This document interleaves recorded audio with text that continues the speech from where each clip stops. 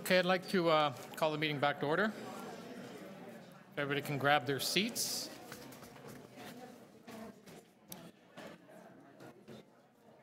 Committee members, I'm just wondering if it would be possible to, can we have everybody grab their seats, please? If we can dispense of the, hold on.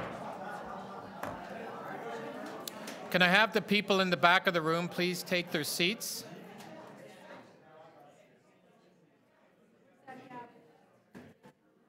I'll have to swing that gavel again. Thank you. Can I have the staff that are in the back of the room please get their seats so we can begin the meeting? The quicker we begin, the quicker we get out. Committee members, I'm just wondering if we could dispense of the rate-based section that we were trying to do. You have it all in front of you in pink papers. It's just referring all the motions off to the next meeting, and I think there's two small briefing note requests in there, so I'm just wondering if we could just do that now, just to sort of dispense. Okay. So I think you have the package in front of you. Most of them are my motions. Yeah, so I will move. I'll begin with my motions, and then Councillor Nunziata has one. So once they're up on the screen, I don't have anything on my, there we go. Okay, I just want to consideration of the following motion be referred to the February 2019 meeting. This is Councillor Layton's initial motion.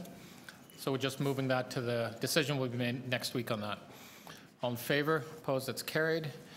Consideration of the item be deferred until February 20th, 2019. All in favor? Opposed? That's carried. Again, the consideration of the following, okay, that the Budget Committee receive briefing notes 29 and 30. All in favor? Opposed? That's carried. Consideration, okay. I'm just reading a little too quickly here. Okay, consideration of the item be deferred until February 20th next week. All in favor? Opposed? That's carried.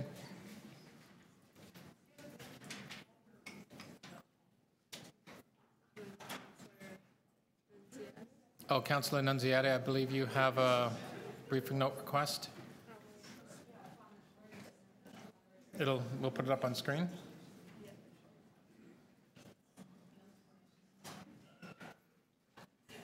It's up on the screen there.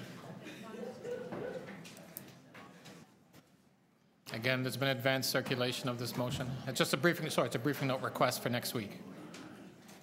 All in favor? Opposed? That's carried.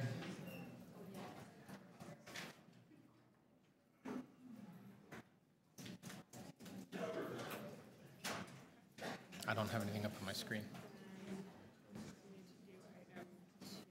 Oh, we're gone.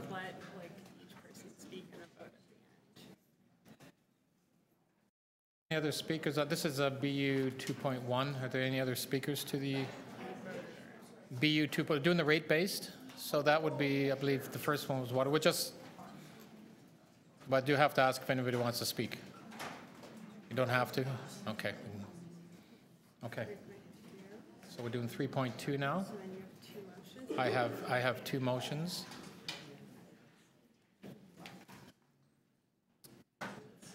That the General Manager of Solid Waste provide a budget briefing note on options to best deliver and fund 2 community environment days per ward. That encapsulates all the discussion, or will encapsulate the discussion we had. So, all in favor? Opposed? That's carried. That consideration of the item be deferred until February 20th, 2019 meeting of the Budget Committee. All in favor? I'm just deferring until next week. That's carried. You're on 3.3, Toronto Parking Authority. And I believe there's just a motion to refer to next week.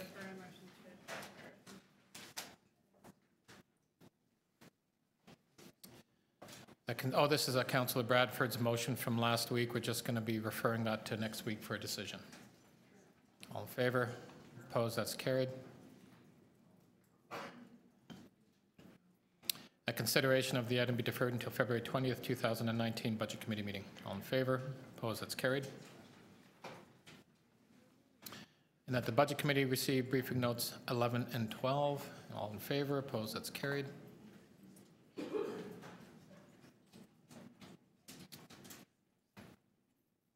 And that's it. Okay, so we've now moved the rate-based to next week.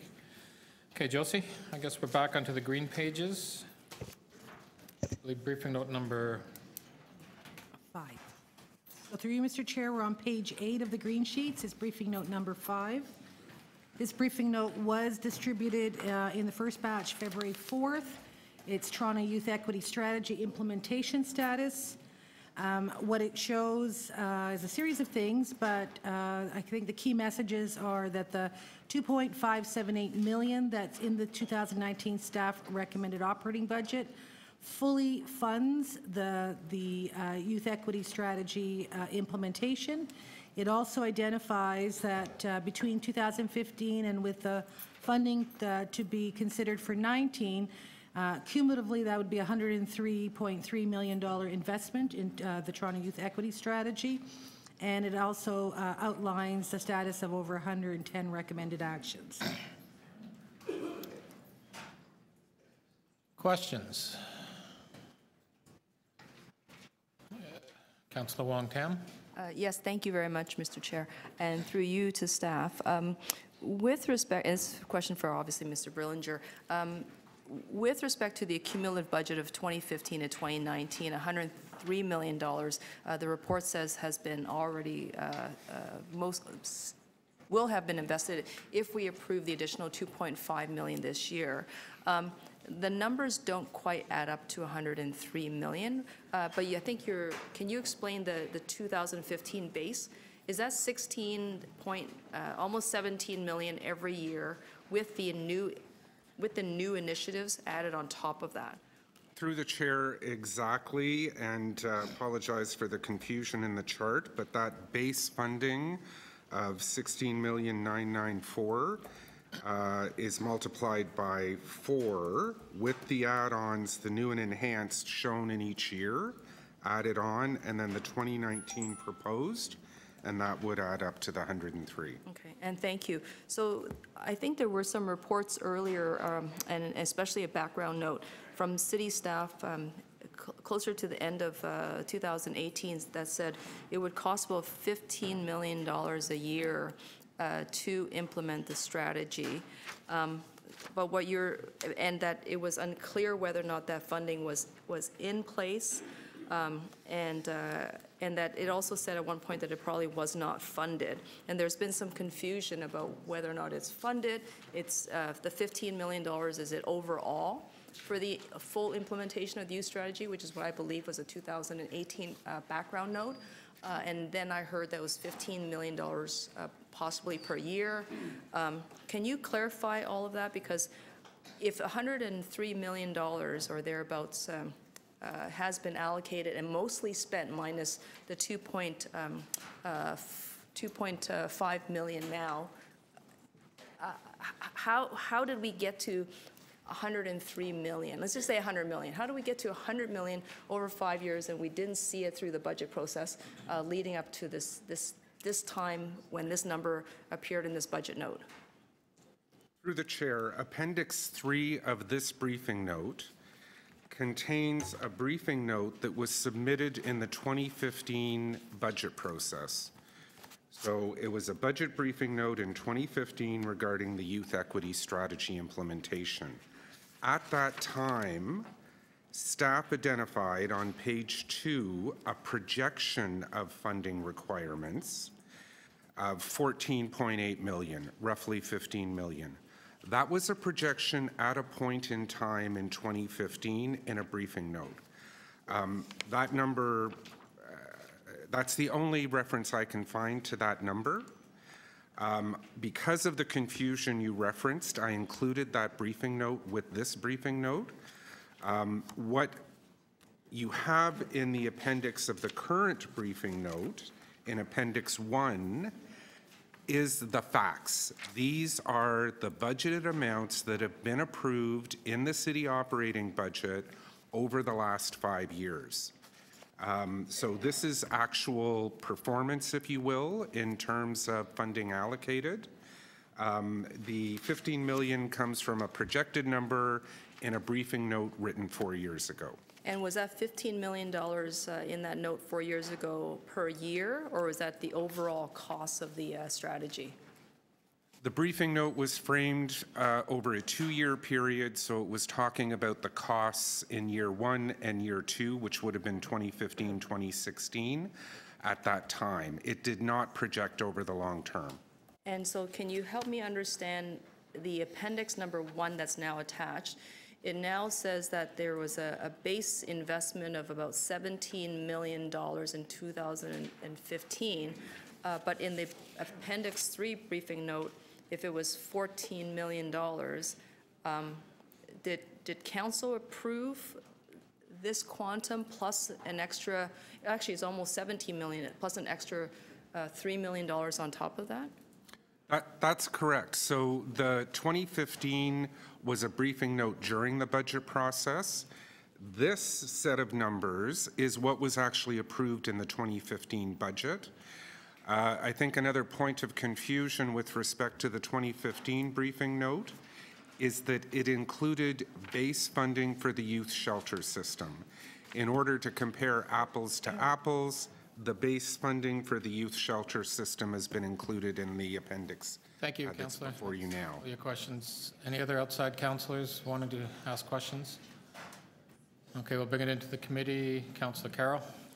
Yes, so following on the confusion, so this Appendix 1 that breaks it all down for us, first of all, the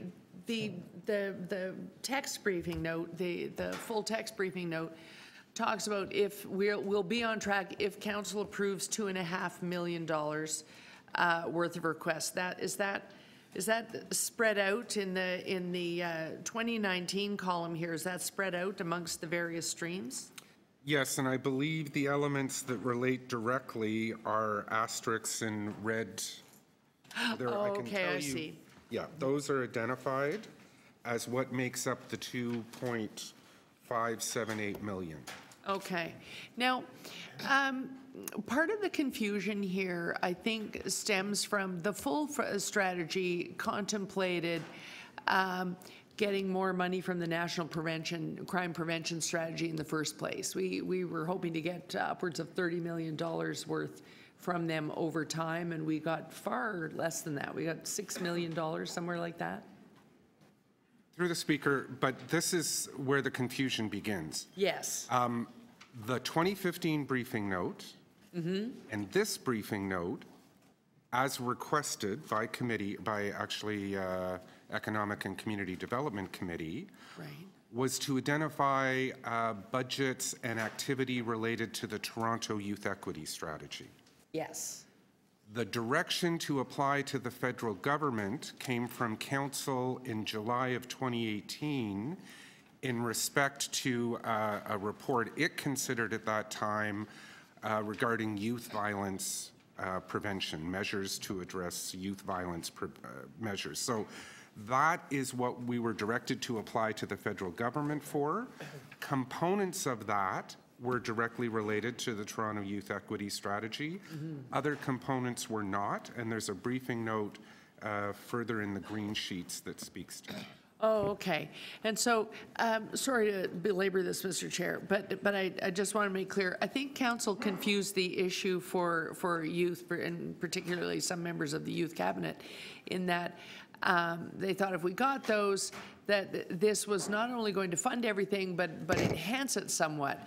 There are a number of actions in here that are to be executed within existing resources, but that was always the case, was it not, when we adopted the strategy? That's correct. So the fact that some of the things that we do, that we're doing come to an end, the fact that some of them are happening within existing resources on the side of a desk, that was always part of the strategy. This strategy had a very realistic funding format, did it not?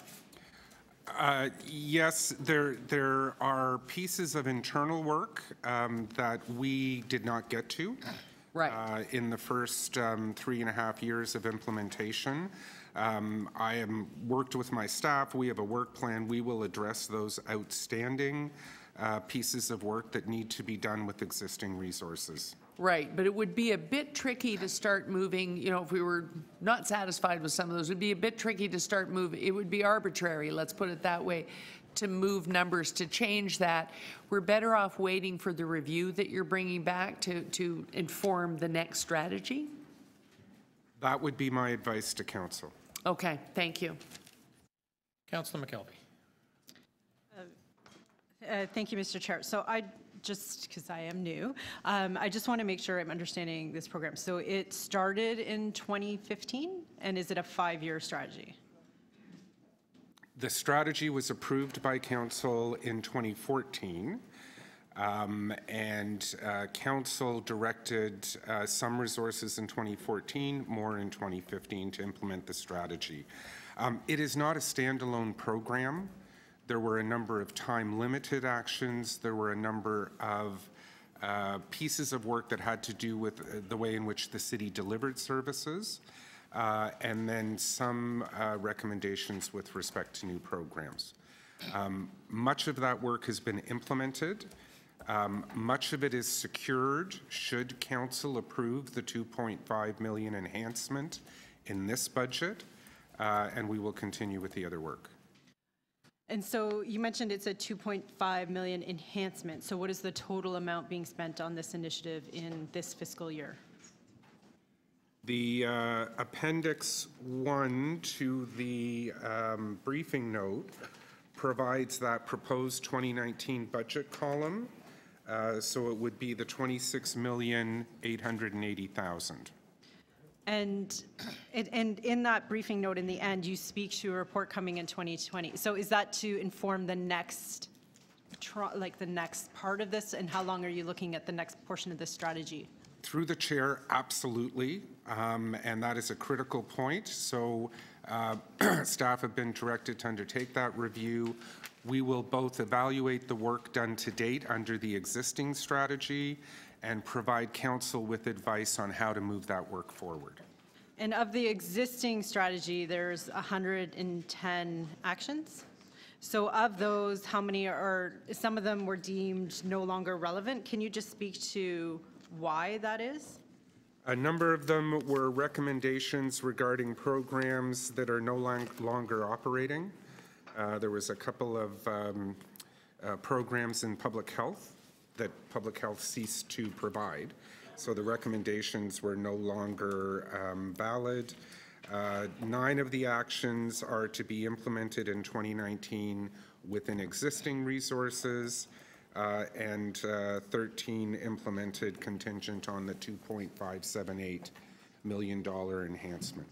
So will this 2020 report give an opportunity to identify, to kind of formally close out some initiatives and then start new ones and kind of close out this list of 110?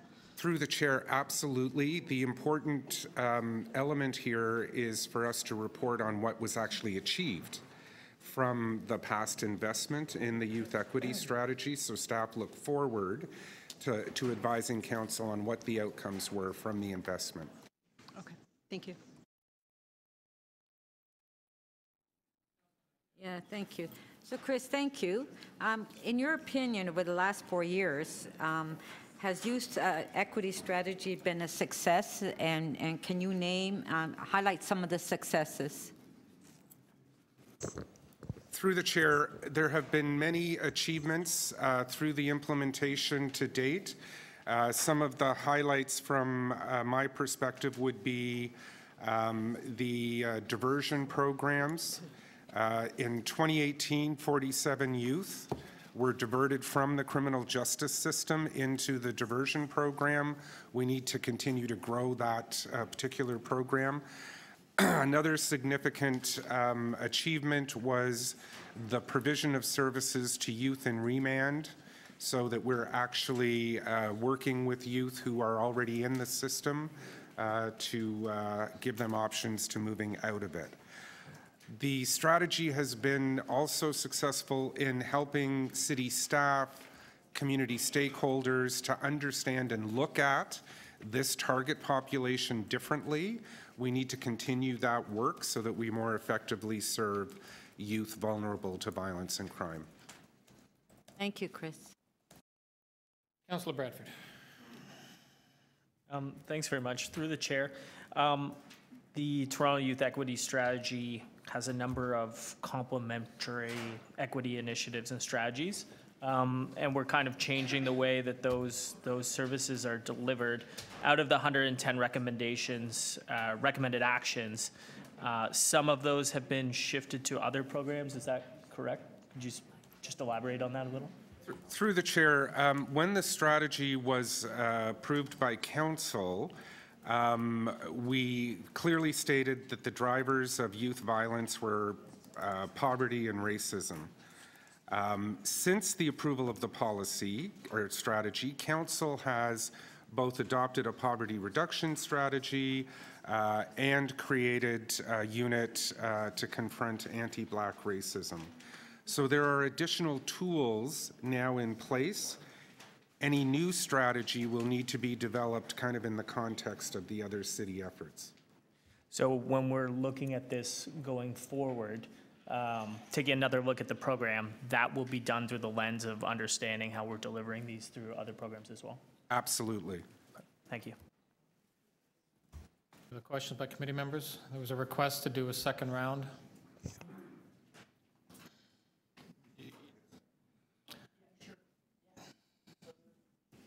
I'm going to have to do a vote on this. Request to do a second round. All in favor? Opposed? Can we do that again? All in favor? Opposed? That carries. Okay. Second round. Yes, thank Councillor you. Longtown. Thank you very much, Mr. Chair, for the indulgence, and to the committee. And largely because there's been so much confusion over the implementation and the funding. With respect to the 84 service components that are funded, implemented, or in progress, those are 3 big categories. Can you break that down for us further? How many of them are actually in progress? So it's, through the chair, it's actually broken down in Appendix 1, where each recommended action is indicated the status. I don't have a summary of a breakdown by fully implemented, which ones were time limited, which ones are ongoing. I'm certainly happy to get that analysis to you. That would be incredibly helpful, because I am trying to understand the 84 services, what still needs to be done. And I'm looking at the Appendix 1 right now, and I cannot see how that document is answering that question. So any assistance would be incredibly helpful. Through the chair, I think it's important to understand it's 110 actions. Some of them are programmatic, some of them are about staff training, some of them are about modifying staff or program criteria. So it's not as if the recommendation was for 110 discrete programs to be initiated, but we're happy to do that breakdown and provide that view. And with respect to programs that were time specific, they start in a week and they end in 6 months. Was there any measurement of how effective that is, and whether or not there is an opportunity to bring it back? Because the community has said, neighbors in Regent Park have said, they need these programs to be sustained and ongoing. Otherwise, whatever good work is being developed, it just evaporates as soon as the program ends. So how do we ensure that, considering there's been a 5-year plan and almost $103 million spent, and how do we justify programs starting and collapsing? So through the chair, absolutely. That is one of the directions for the report back in the fall on the needs of youth and the review of youth services overall. With respect to community comments about programs starting and stopping, I would completely agree with their concern. I believe staff have articulated this to council. Our federal and provincial colleagues, their funding mechanisms are all project-based. So gang intervention programs are funded for 5 years, and then they disappear. The diversion programs were actually initiated using one-time provincial money. Because they're such a critical element, they have been built into the 2.5 million in base funding being recommended. Okay, thank you. In the briefing note, I referenced the poverty reduction strategy, the anti-Black racism strategy. In your prior answers, you mentioned that even a youth shelter was somehow embedded in all of these, the financial numbers that are before us. Are we, and there's already reports out and line items, hopefully line items to those strategies in other budgets. Is this a matter of double dipping? Are we somehow, and sorry if it's not the right term, are we double accounting? Are we saying that we spent $50 million on the youth shelter and therefore we're now counting it again as $50 million worth of investments in the youth equity strategy? Through the chair, just specific on the youth shelter expenditure, that was contained in the 2015 briefing note that formed the basis of the $15 million initial spend. That's why it's there. That's not a new add to the number. That was always in the number. With respect to how staff report on investments against various council strategies, the strategies do work together. There is an overarching social policy frame, poverty reduction, confronting anti-Black racism, youth equity strategy, and others. We try to be as clear as possible when we're reporting which numbers are being reported under which strategy. Thank you. Councillor Perks. Thank you. Yeah. Sorry, Chris, I know that some of this has been asked already, but just to be real clear, of the 84 that are funded, implemented, or in progress, how many are each of those? How many are funded out of the 84? In the 84, everything would be funded, either out of existing has some funding. Okay. or new at some point over the last 4 years. So I guess the split then is whether it's implemented or in progress. That's the split. Correct. Okay. How many are implemented and how many are in progress? Correct. No, I can get that number. I've don't already know. responded to Councillor Wong-Tam. And by funded, just to be real super clear, funded means there's some money for it or all the money you ever needed in order to get to implementation? Through the chair, this again goes to the heart of some of the confusion. The way the recommendations or the actions are worded, they're often open-ended. So there would be an action that would say, increase the number of youth spaces. It doesn't say by 20, 40, 60. So it's difficult to respond to say, you know, is every action fully implemented? There was no measure set in the original strategy against which to respond to that. And that's the case for everyone that you can't say is So fully some are very clear. And are all of the ones that are very clear fully funded? Yes. Okay. With the 2019 increased funding, should that be approved. Right. So I gather then that the next piece of work will include giving some clear guidance on deliverables, measurables for those that are open-ended. Is that? Through the review of youth services that has been directed by Economic and Community Development Committee, absolutely. Thank you very much. Now I understand better. Thank you. Seeing no other questions, we'll move on to the next. So through you, Mr. Chair, just on this item, maybe Mr. Brillinger and I can just work on revising Appendix 2 and to break that out, and then that can be redistributed. Next one is briefing note number 6, Toronto Poverty Reduction Strategy. That was distributed February 4th as well. That provides an implementation status on that strategy, which was in its first phase from 15 to 2018, and the action plan associated with that. So what it outlines is that, again, progress has been made on the major objectives in the plan. There's over 300 discrete work plan items, the majority of which have been implemented. Between 2015 and 19, there's been an increase of $181 million in the operating budget, including the recommended funding for 2019, and not including additional capital investments that have been funded through other revenue sources.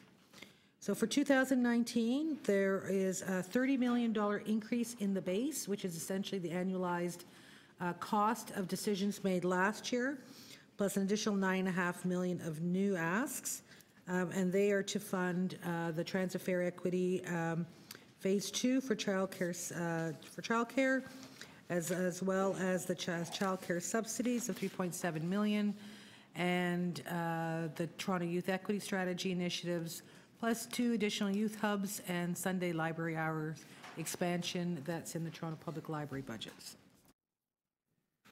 Questions? Councillor Carroll? Well, just quickly, because there isn't an appendix to this briefing note. So I just wanted to be clear, when I go looking for the things that are in the table here, these all end up being in capital? Table 1 in the briefing note? Through the chair, no, these are actually all in operating. These are all in operating, okay. So did I hear you say that in terms of capital add-ons, they're not quantified anywhere over the life of the strategy? Things like, you know.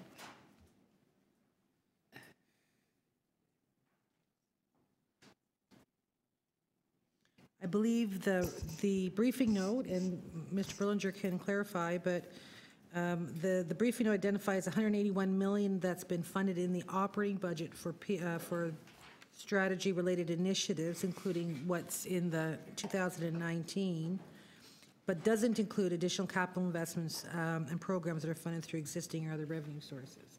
This is just pure operating funding that's been provided through Council's approval.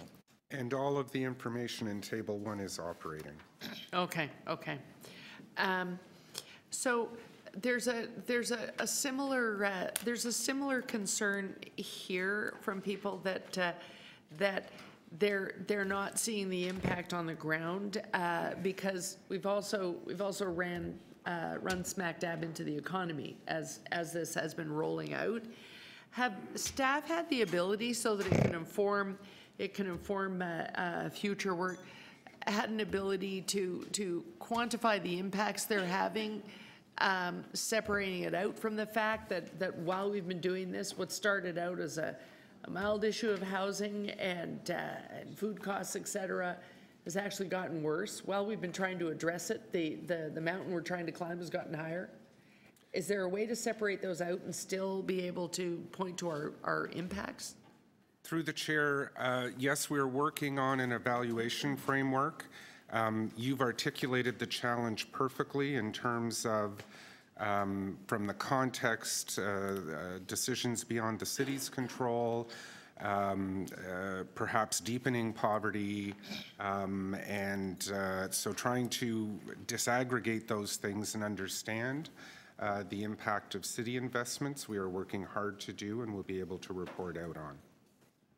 And while some things have come along and been built into it, there are things such as, for instance, carrying forward the open hours program in Toronto Library. We're not funding the next step in that, and that was seen as having an impact on poverty reduction strategy. Is there a way of listing these are the things we can't do without adding more funds? That discussion would happen through the development of the next term plan for poverty reduction. So when the poverty reduction strategy was originally approved, it included a 4-year term plan with very clear objectives. We're just in the process of completing the 4-year plan and coming forward to council, I believe in Q2 or 3, with the term plan for this term of council. Will that go through ECDev and community development? I believe so, yes. Economic and community development. Yes. whatever the name of it is now. It will go through there. Okay, so I'll see it there. Okay, I'll save my questions. Thank you. Councillor Layton? So you may have just answered this question in a roundabout way. The other elements that pertain to poverty reduction but aren't listed as unfunded in this briefing note around the implementation of the child care subsidy program to its full 3-year implementation, the fair fare implementation that also includes the housing subsidy side, the extended library hours, were they not included in the original poverty reduction plan? That's why they're not listed here? Again, they may not have been included at that level of specificity, so to measure against that kind of service level, hard service level target becomes difficult. Okay, because they were general roundabout goals? In the term plan, they were a bit more specific. I'm not sure that they were at that level of specificity. So is there any way of listing what's unfunded in this budget that would pertain to poverty reduction but are sitting in that unfunded category because we weren't specific in the original plan? Can you get, so I've identified 3 of them. There's the childcare number, which I'll get a number from Children's Services, the fair fare implementation, which I don't have a number for, but it's a couple $2 million. The transit fare implementation isn't a funding issue. It was a programmatic issue. The funding is there in the 2019 recommended budget for the program implementation that we can do in 2019. As it pertains to to child care subsidy. We can certainly get that number, the open hours number. Yeah. The open hours number, that's also that's something that would be poverty reduction, but it hasn't been listed here. Do you have the number for that, or should I can ask Toronto Libraries in a couple minutes if you don't? I don't have it with me. Fine, okay. Yeah, to be honest, I have it right in front. It's 3.35 million, but I'll ask, so it's more formal later. Any other questions? I think that's it, thank you. Councillor McKelvey? Thank you. I have the same question as I had for the last strategy. When was this strategy approved and what's its phased term? The strategy, through the chair, the strategy was approved in the first year of the last term of council. The overall strategy is a 20-year horizon, but provides for 4-year term plans to coincide with the term of council. We're just completing the first 4-year term. We will be reporting out on that and working to develop the 4-year term plan for this term of council. And so there's the opportunity here to have lessons learned to incorporate them into the next phase? Absolutely, as well as a look at the current environment. Going back to Councillor Carroll's comments, provincial policy changes, program changes that may have impacts in terms of poverty levels in the city. And when you report back, will there be a section that does kind of more clearly show how this strategy aligns with others? For example, overlap with youth equity and making sure that everything's in its proper, bucket and aligning well? Yes. And then what is the total amount that's being funded in this strategy this year, or being requested in the strategy this year? So the new and enhanced amount to complete the implementation of the last 4-year term plan, the net request is $9,526,000. And that's itemized in Table 1. Thank you. Councillor Bradford? Thanks very much. Through the chair, on that 9.6 or 9.5 million in net new for the enhanced initiatives, what is that calculated as a share of the total 19.8 million of new initiatives that were approved by council?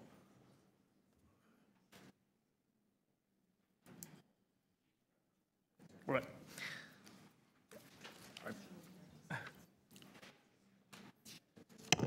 The 19.8, Councillor, is your... The 2019 operating budget includes an increase of 30 million net in the base operating budget. Right. how did we land on the 9.6 million net for this year?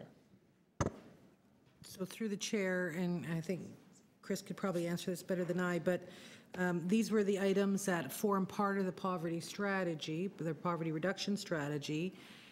Overall, as a city, when we were a staff, when we were looking at new and enhanced funding, we wanted to continue to see what we could fund for existing strategies. So the fair equity phase 2, the part that can be done is what's in here. The Sunday library hours, which are part of the poverty reduction strategy. I don't believe the open hours are, but the Sunday hours have always been part of it, as well as expanding the youth hubs, and then of course the youth equity component. Okay, and the 2019 to 2022 action plan that we're expecting in 2019, when do we think that's coming forward? We'll be coming forward with that late in Q2. Okay, thanks very much. Thank you. Any other questions? Just one question. So it's fully funded after this strategy, from your opinion, has been fully funded over the 4 years since it was implemented? The key elements of the strategy, the key planks of the 4-year council term have been funded and implemented. Okay, thank you. Okay, next. Okay. We're now on page 10 and moving the shelter support and housing. There are a series of briefing notes for this program area. So the first is number 7. This was distributed back February 4th, and it is entitled Refugee Claimant Flows to Toronto and Associated Pressures on the Shelter System. So it provides the overall summary of the trends in the number of newcomers and claimants, as well as the pressures that have happened as a result of the influx. As members know, we have identified $45.4 million in 2019. That is to sustain the additional 2,500 beds, or 40% of occupancy capacity, to deal with this surge. Questions? Councillor Carroll. So there is some confusion in the community about this, because there are the shelters that the community generally knows of, and then you have separated out the college dorm program that played out over the summer, but we now have a number of residents that are housed in hotels, and we are funding those. Is that the case? Through the chair, that is correct. Since the irregular migration started at the end of 2016. Right. Picked up through 17 and peaked in 18. So with that, we continue to add hotel programs. The majority of them are run by cost-tier service providers to be able to deal with the influx of the refugee claimants. In 2018, we served almost 10,000 individuals, and we've housed almost 6,000 of them. Last night, there was about 2,600 people in those programs. So I think where the confusion is in the community, when I canvass for opinion on the budget, the one negative thing comes back that tends to come back, and it's unattractive. I'm paraphrasing here, but it's what are those refugees doing in our shelters? They're actually not, by and large, in what are classically known shelters around town. They're in this separate hotel program. Is that the case? Through the chair, that's correct. In many cities, industry best practice for rapid increase in the number of shelter beds, we do use private motels, because we don't have the infrastructure in place or the staffing in place to deal with rapid changes like that. Also, in terms of the changes going down. So we did see in 2002 and 2007 a rapid decline and the closure of all of those hotel programs. Right.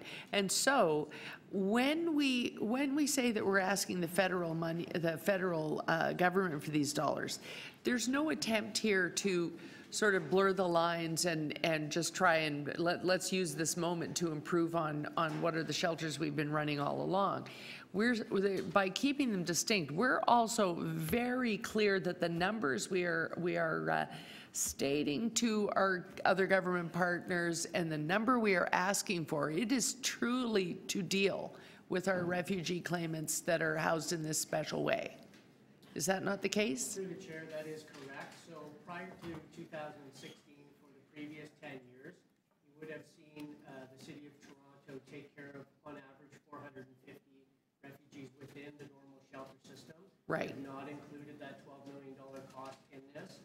Right. Clearly delineated this new rapid spike over the past couple of years, and so that is what we are asking for as we move into 2019. Okay, thank you. I just wanted to make that super clear publicly.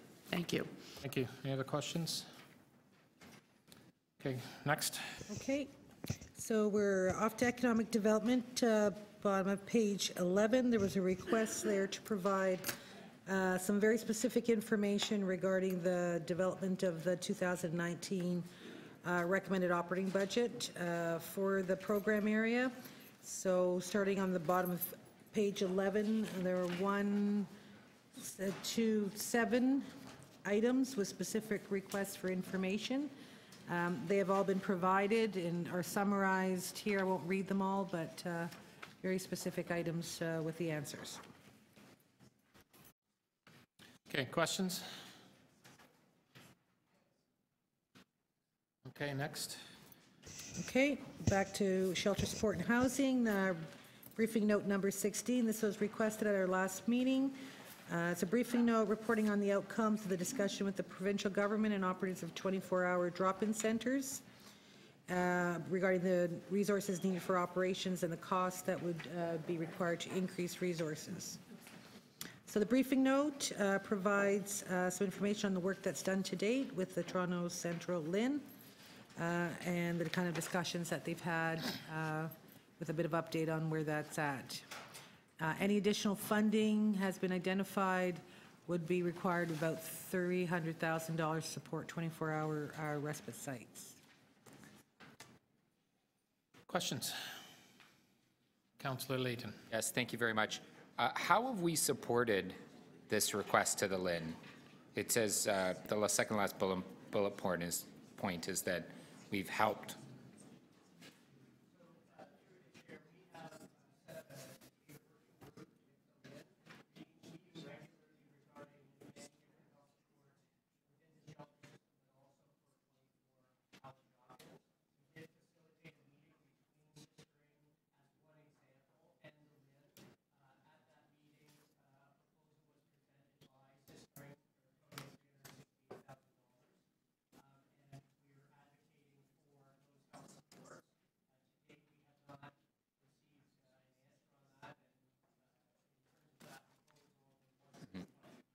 I think your mic may have been off there, or is it on?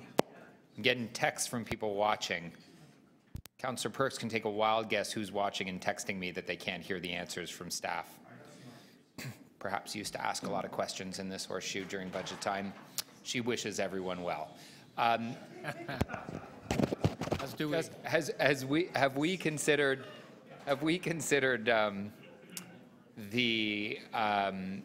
the city picking up the cost of those public health nurses to help, given that the LHIN has clearly not responded in a positive way? So through the chair, that's not always the work of, we do work closely with public health, but the supports that are needed in the shelters and in the drop-ins is not always aligned with the responsibilities that the public health nurses undertake. But given with public health nurses, but with the personal support workers that are being requested in this case, is it out of the question that the city would fund that?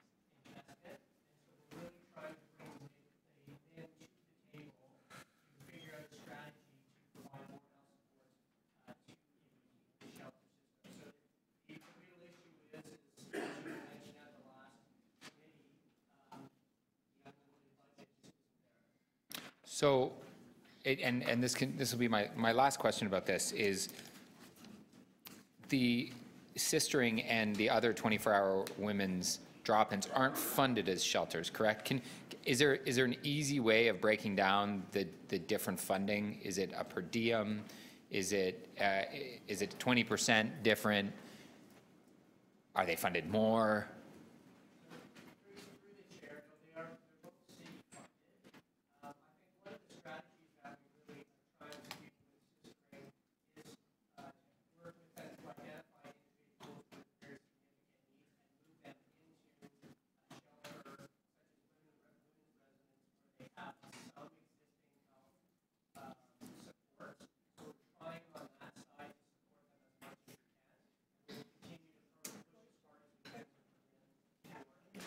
But if I could just get this part answered, the 24-hour drop-ins are funded to a lesser degree than a traditional shelter, correct?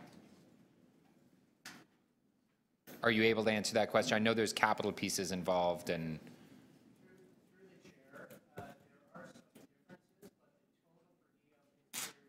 Okay, thank you. Thank you. Any other questions? Okay, next. The mic's still not working. So we're on page 14. It's briefing note number 17, again with shelter support and housing. Request for information listing all the city funding requests submitted to the National Housing Strategy for funding and what we've received so far. The briefing note identifies that we are yet to receive any funding through the National Housing Strategy. Can you repeat that?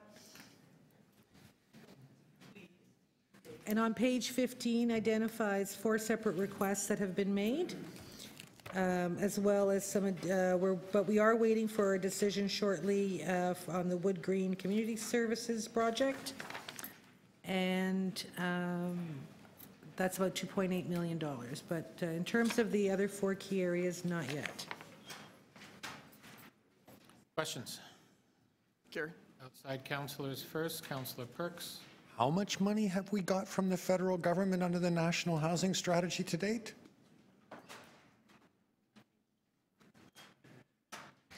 Through the chair, we have not received any funding to date. So that'd be the same as 0, right? Through the chair, that's correct. Excuse me, I have to get on my phone for a moment. Councillor Cressy. Thank you, and thank you for this. So I see, Josie, just building on your comments there. So we have there are 4 areas we have currently applied for funding through the National Housing Strategy.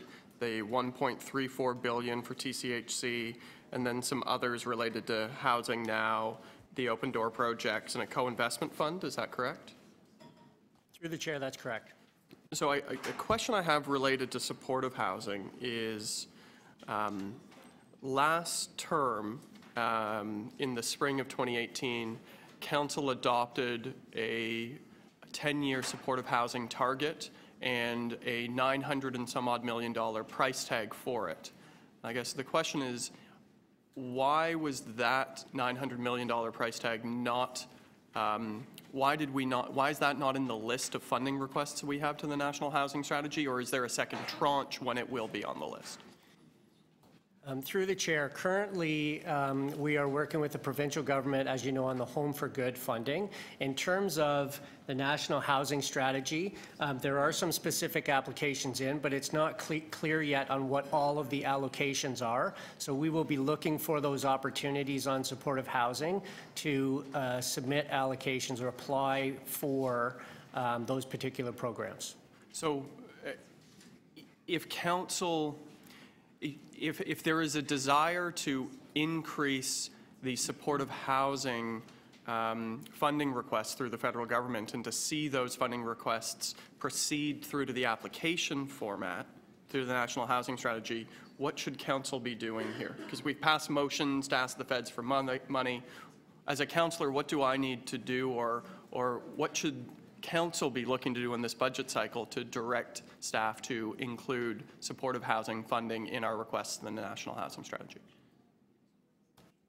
Through the chair, so I think I'll answer it this way. Staff will be looking at any and all opportunities as those rules come to light to apply for these programs. I'm not sure council has to do anything at this time. Okay. We'll follow up offline. I appreciate that. Thank you. Thank you. Any other questions? Councillor Layton. So for how long has the National Housing Strategy been the funding mechanism for the federal government? So in November 22nd, 2017, there was an announcement that there would be a National Housing Strategy, a 10-year strategy encompassing $40 billion over that period of time. And I believe the start date is for in 2019. To start giving out money? That's correct. So between 2017 and 2019, what was the federal mechanism to give money for housing to municipalities or Toronto? So through the chair, there are a number of funding mechanisms that we currently have in place, whether it's through social housing or other programs. This is a new program. So between 2017 and 2019, there was funding available, new funding available that was being given to Toronto? Through 17 and 18, there was funding available, and we were using it for different programs. And what was that? What was it under? What? So HPS funding would be an example of that. Eric from the Affordable Housing Office may have some other examples.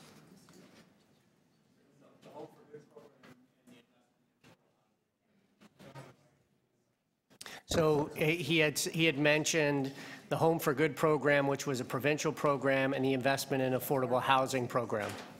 The Investment in Affordable Housing program, that's a federal program? That's correct. When was it initiated? Eric will answer that for you. He's just coming to a mic. Apologize, I missed the question. When was the Investment in Affordable Housing initiative initiated? That's been a rolling program since about 2005. It started as the Affordable Housing Program, and it turned into the Investment in Affordable Housing Program. We've had steady funding under that program since about 2005. So none of that was any new money? That was from 2005? Oh, it was new money on an annual basis. On an annual basis. But it was money that dated back to 2005 that would... It was typically renewed on 3 to 4 year terms. When was the last renewal? 2014, and that was a 6-year renewal. And that's the only federal program for affordable housing that's existed for Toronto? There is also the Homelessness Partnering Strategy. And when was that initiated? Again, it's had predecessor programs that have been providing annual funding since about 2000. And was there any increase in the amount of funding that was being allocated to Toronto in that time? No, it was a steady funding amount, I'd say. From like pre-2010? Yes. We can give you details okay. on an annual basis. So the homelessness partnership strategy and the investment in affordable housing strategy that essentially predate 2010. Yes, those programs have been running since then. And no new money since then. Those programs have been revolving. 2017, there was this announcement, and we haven't seen a nickel in those 2 years. Through the chair, there may have been very minor cost of living increases, those types of things. Okay, thank you. Thank you. Any other questions? Councillor Bradford. Thanks very much. Through the chair, the briefing note outlines the city's request for funding through the National Housing Strategy, but we realize that no funding has yet to be received. Have we received communication back from the federal government with respect to our requests? Through the chair, so we are currently working with both the federal and provincial government as it relates to this strategy. So there is dialogue. There is not any formal correspondence saying yes or no. Is there a timeline that, we'll have a better understanding on the likelihood of receiving on these funding requests? Through the chair, I would be speculating. Of course, there's an upcoming budget, a number of things happening in the coming months, but that would be speculation. And can you just, if there is a relationship between the province and the federal government, how that, our dialogue with the province impacts our ability to unlock dollars from the federal government? Is there a relationship there? Through the chair, so there is a signed bilateral agreement and discussions happening between, the city, the province, and the feds. So the province has a 3-year action plan on this, and So do you have, could you provide a little bit more detail on where that stands? through the chair, they're currently developing that 3-year action plan, so we don't have, details at this time, but that work is happening now. Thanks very much. Thank you. Next. Okay, we're on page 16. It's briefing note number 18, again to the General Manager, Shelter Support and Housing. This is regarding the Neighborhood Information Post trusteeship or rent bag program. So there's some information that's come back on that highlights the amount of funding that's in the budget, $2.2 million, which is consistent with we're on page 16. So that's consistent with the 2018 level of funding.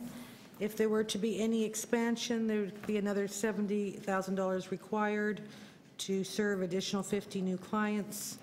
And I believe this program has been fully funded by the Federal Homelessness Partnering Strategy and CHIPPY, and those are fully committed programs. Councillor. With respect to the expanded rent bank and trusteeship program, is there a reason why we wouldn't do this or invest more in this? Through the chair, it's really that discussion about priorities based on the very significant investments that we're asking for currently. So we have many programs, and I know that many of them are interested in enhancements, and so that's really the issue. So maybe here's a different way of asking it. Is it cheaper for the city, less expensive for the city to keep people in their homes or to find new housing for them? Yeah, through the chair, with that specific scenario, it's definitely cheaper to keep them in their homes. And is this an expensive proposition by the numbers for keeping at-risk, vulnerable tenants in housing? Through the chair, we believe it is a good program, as are many of our other programs. Yeah. Okay. I don't think you can expect a motion, but would you be against if we said, let's take a second look at programs like this in the 2020 budget cycle, or earlier? I don't know. As a part of the poverty reduction strategy, it seems to make sense. So through the chair, staff are totally behind all programs that support eviction prevention and prevent people from becoming homeless. And we have a number of those programs, so of course we absolutely support that. It's balancing off, all of the different needs out there. So in the case, if you had a larger budget envelope, something like this could be on the list of what you think might be an appropriate investment? Through the chair, that's correct. Okay, thank you. Thank you. Any other questions? Seeing none. Next. Okay. Briefing note number 19, again, General Manager, Shelter Support and Housing. This is a request for an understanding of the number of supportive housing units scheduled to be built through 19 to 2021, as long as how those units are being funded, any partnership, and any other information. Page 18 gives a summary table on those estimates. Councillor Cressy. Thank you. And I won't repeat questions I just asked on briefing note 14. So if I'm looking at on this one, on page 3 of the briefing note, am I reading, so there are in 2019, 61 new supportive housing units we're looking at constructing and 36 purchase and conversion, is that right? So 97 units this year? Through the chair, I see our colleagues in the Affordable Housing Office nodding. They can speak to that capital side of the program. Just to understand, and I'll look back, perhaps you can find a mic as I'm coming from the AFO. So the third line here, funding for existing rental housing, what is that? And is that supportive housing? I'm not sure. I just want to understand what that number is. Yeah.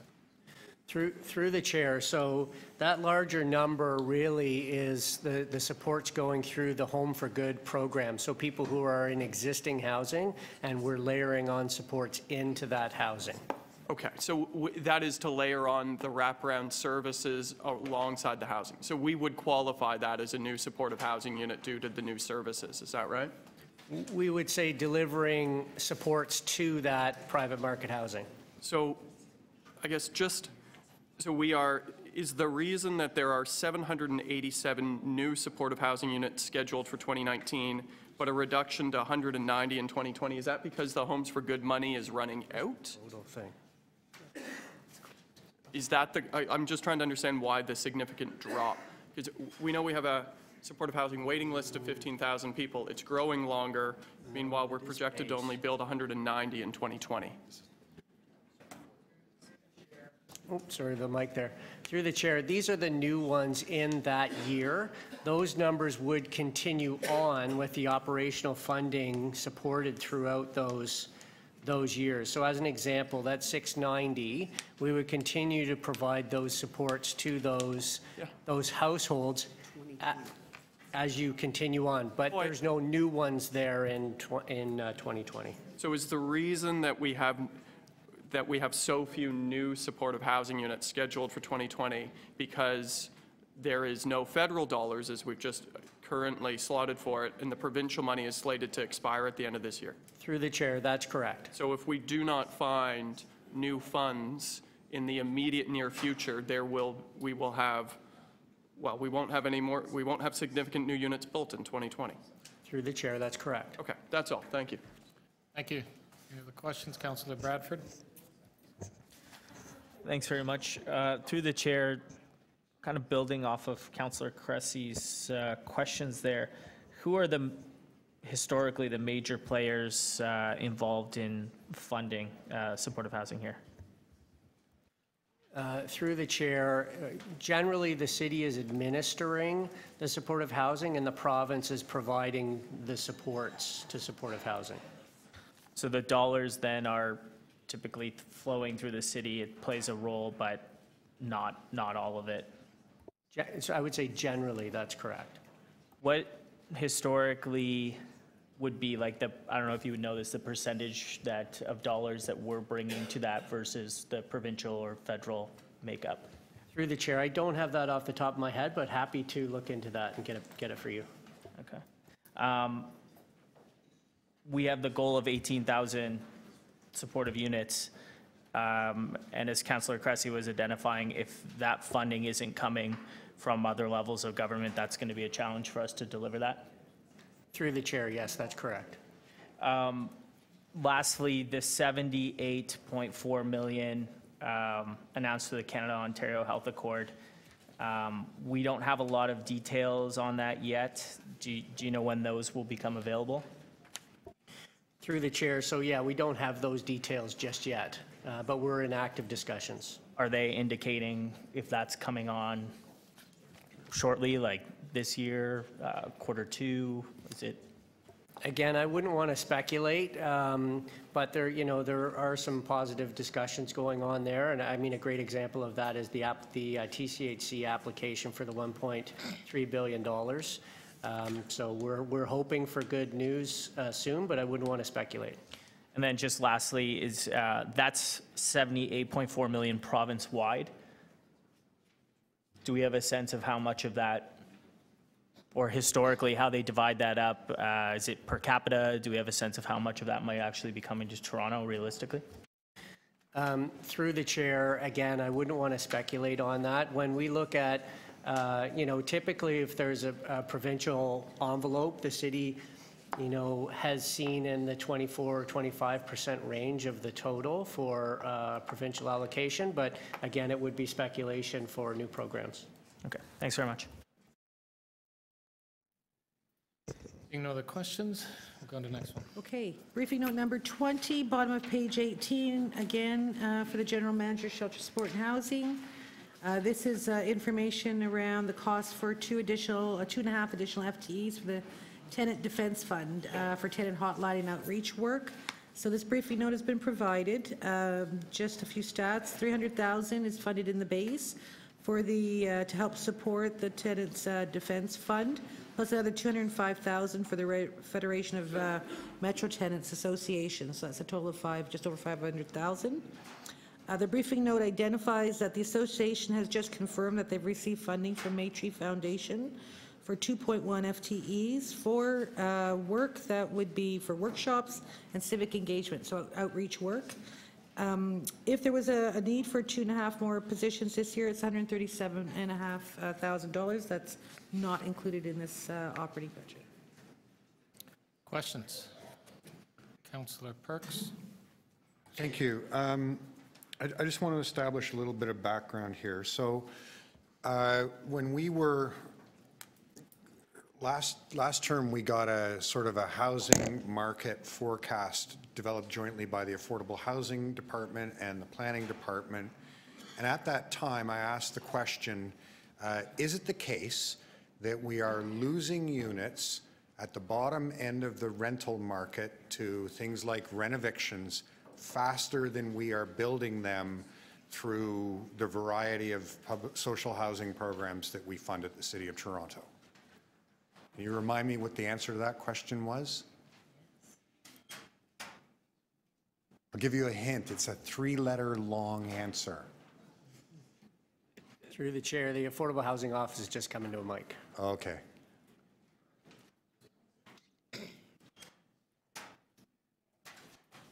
Through the chair, yes, you're correct. It was yes. Yes, okay. Oh, whew, I'm relieved to get that right. And a significant part of the function of the Tenant Defense Hotline is to provide services to tenants faced with illegal evictions, renovictions, all those various tools that landlords use to drive out tenants paying low rents and bring in other uses at higher rents. Is that one of their key functions? Through the chair, that's correct.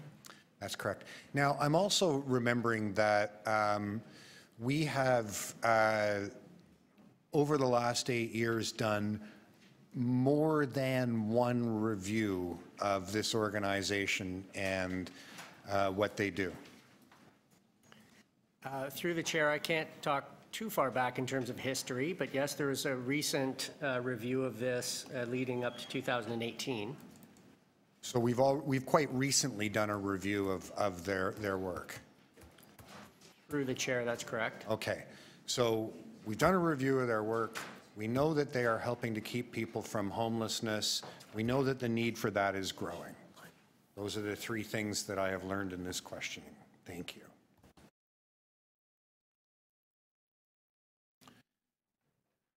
Councillor Carroll. I just wanted to outline, it pretty much says this in the briefing note, it just doesn't go all the way to state it. The reason this briefing note was requested was because we know that in the community they were asking for 2.5 FTE to support the increased volume and the work being done by the Federation. But I understand what it mentions at the end of the briefing note is that in the short term, you're doing a review, and in the short term, while that review is going on, they have secured the funding to get a 2.1 FTE from an outside sponsor. Through the chair, that's correct. And to the best of your knowledge, will that support their efforts until you can make a recommendation to us of what they do need, or is that ongoing funding? Through the chair, to the best of our knowledge, that is correct. We did ask for an enhancement to this program last year and got it. Right. And then through the deputation, this came forward this year. Okay, so the 2.1 will be able to do both hotline and outreach work? Through the chair, our understanding is that they have what they need currently. Okay, and you'll have a proposal for us in the 2020 budget? Through the chair, In yes, all we'll be doing likelihood. a review. Yeah, okay, thank you. Thank you. Next. Okay, very bottom of page 19 is briefing note number 21. Again, General Manager, Shelter Support and Housing, it's a request around the provision of menstrual hygiene product dispensers in shelters, 24-hour respite sites, and community centers. Page 20 just provides a summary saying that, in fact, these products are provided currently by the division on all these sites, and they're in compliance with the standards. They have not received any complaints, but if you were to install dispensers, that would have an additional cost of $120,000. That's not in the budget. Thank you. Questions? Councillor Carroll. Do we have any way of verifying that they haven't had any complaints? The reason I'm actually stunned, because the whole reason this motion was moved, I moved on behalf of another councillor, but the reason I moved it is there is an activism program because there are apparently dispensers in all these sites and they're just always empty. I'm paraphrasing, but that's what they said when they visited with councillors last summer. And it was summer, it wasn't even the busiest time in the winter. What we heard anecdotally from the user groups was they're just always empty. So through the chair, I think there's two pieces to this. So the one piece is the shelter system and network. We have confirmed that products are distributed throughout the entire shelter system, respite system, and approximately 90% of the drop-ins. There is not dispensers, but all of the products are there and free and available. One of the questions, a separate issue that had come up, was the strong neighborhood community centers and the availability of them there. So they're two separate issues. So I think the complaints that you're describing may in fact be that it's not the shelter system. The products are there and available and handed out. It's the strong neighborhood community centers. That's the issue I think that maybe people were getting at. And that's the lion's share of the 120. It's 100,000 of the 120,000. Okay, I'll relay that back to the councillor who wanted this moved. Okay, thank you. Next. Okay, we're off to Social Development, Finance, and Administration. So briefing note number 23 is a request to identify, in consultation with the city librarian, the implementation of 20 additional supportive youth spaces that are either enhanced or youth hubs. So the briefing note's been provided. It highlights that there is some work that's being done to kind of review overall how the youth spaces are determined, and the note identifies that right now it remains largely uncoordinated, whether it's a youth hub or an enhanced youth space. We have programs that have both of them, and there are two that are being approved in this budget for Toronto Public Library as part of poverty reduction. They do have a plan to look at another 5 years of expansion, 21-25. And that would be for youth hubs. For parks, forestry, and recreation, if there was funding provided, they would take existing youth spaces and make them enhanced youth spaces. And I believe that on page 22, there's a summary of what the impact of 20 would be. So it says 1.7 million, but 260 at the very top is already funded.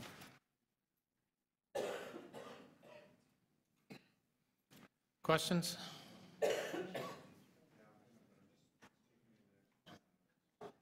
Councillor Perks.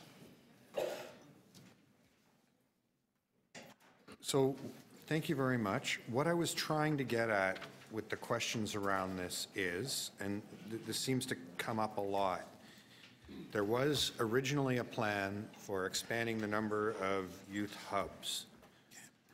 does the money in this year's budget keep us on that original timetable?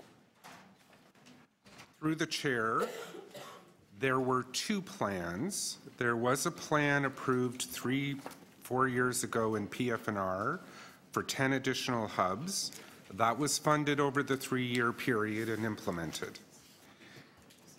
Toronto Public Libraries also had a plan. Yes. We're in the 3rd year, I believe, 2nd year of the implementation of that plan. That includes the 2 that are included in the recommended budget. The briefing note responds to the request by indicating, can the Toronto Public Library plan be sped up and additional hubs brought on? And how would additional funding in PF&R be utilized? Oh, that was so close to answering my question. So on the second part, which is the library hubs, does the budget in front of us keep us on the original timetable for implementation of these youth hubs?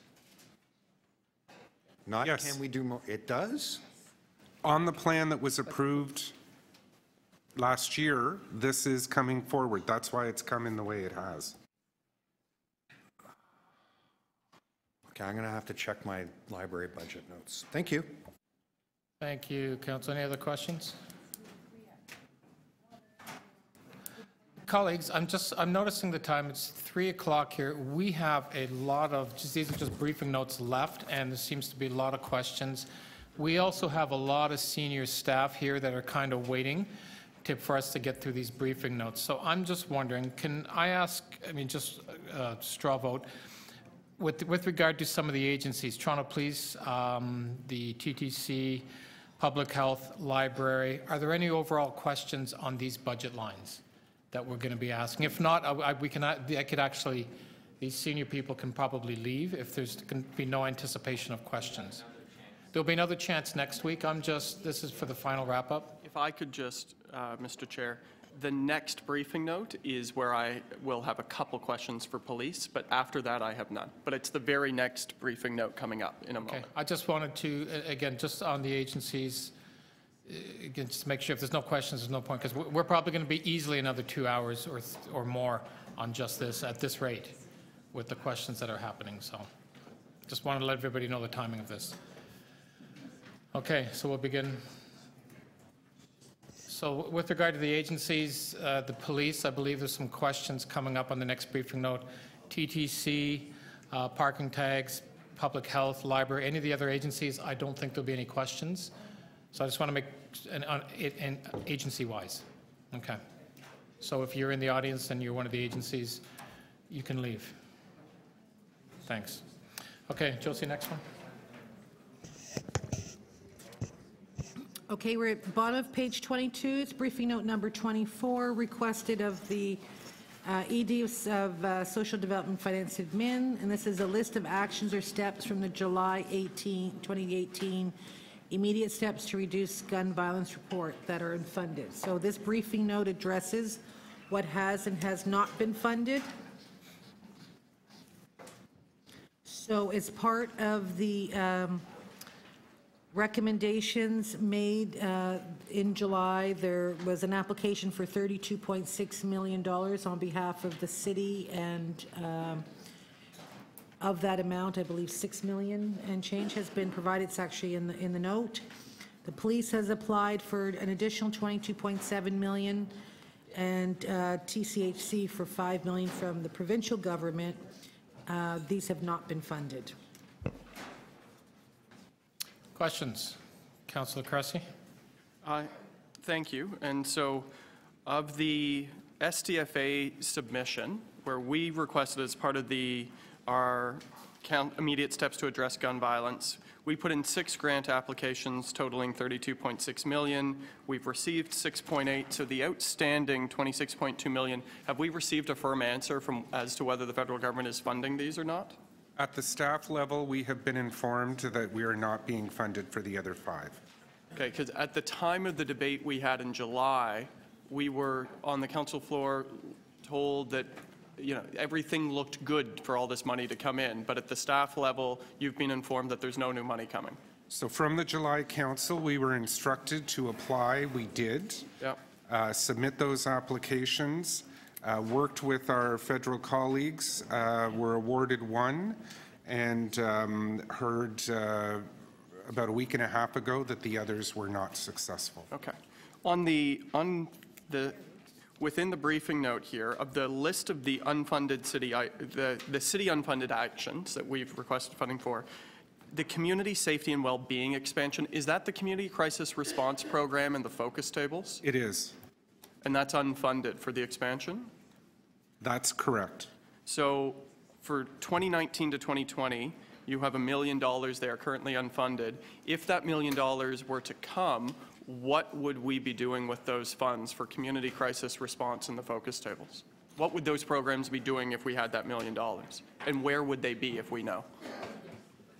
With respect to the crisis response program, Council did increase resources in that program in the last budget, which moved us to 4 crisis response workers.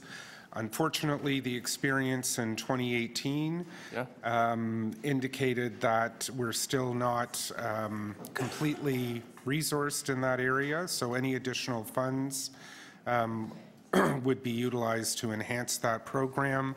And it's not just the crisis response, it's also the capacity building in communities that experience violence on an ongoing basis.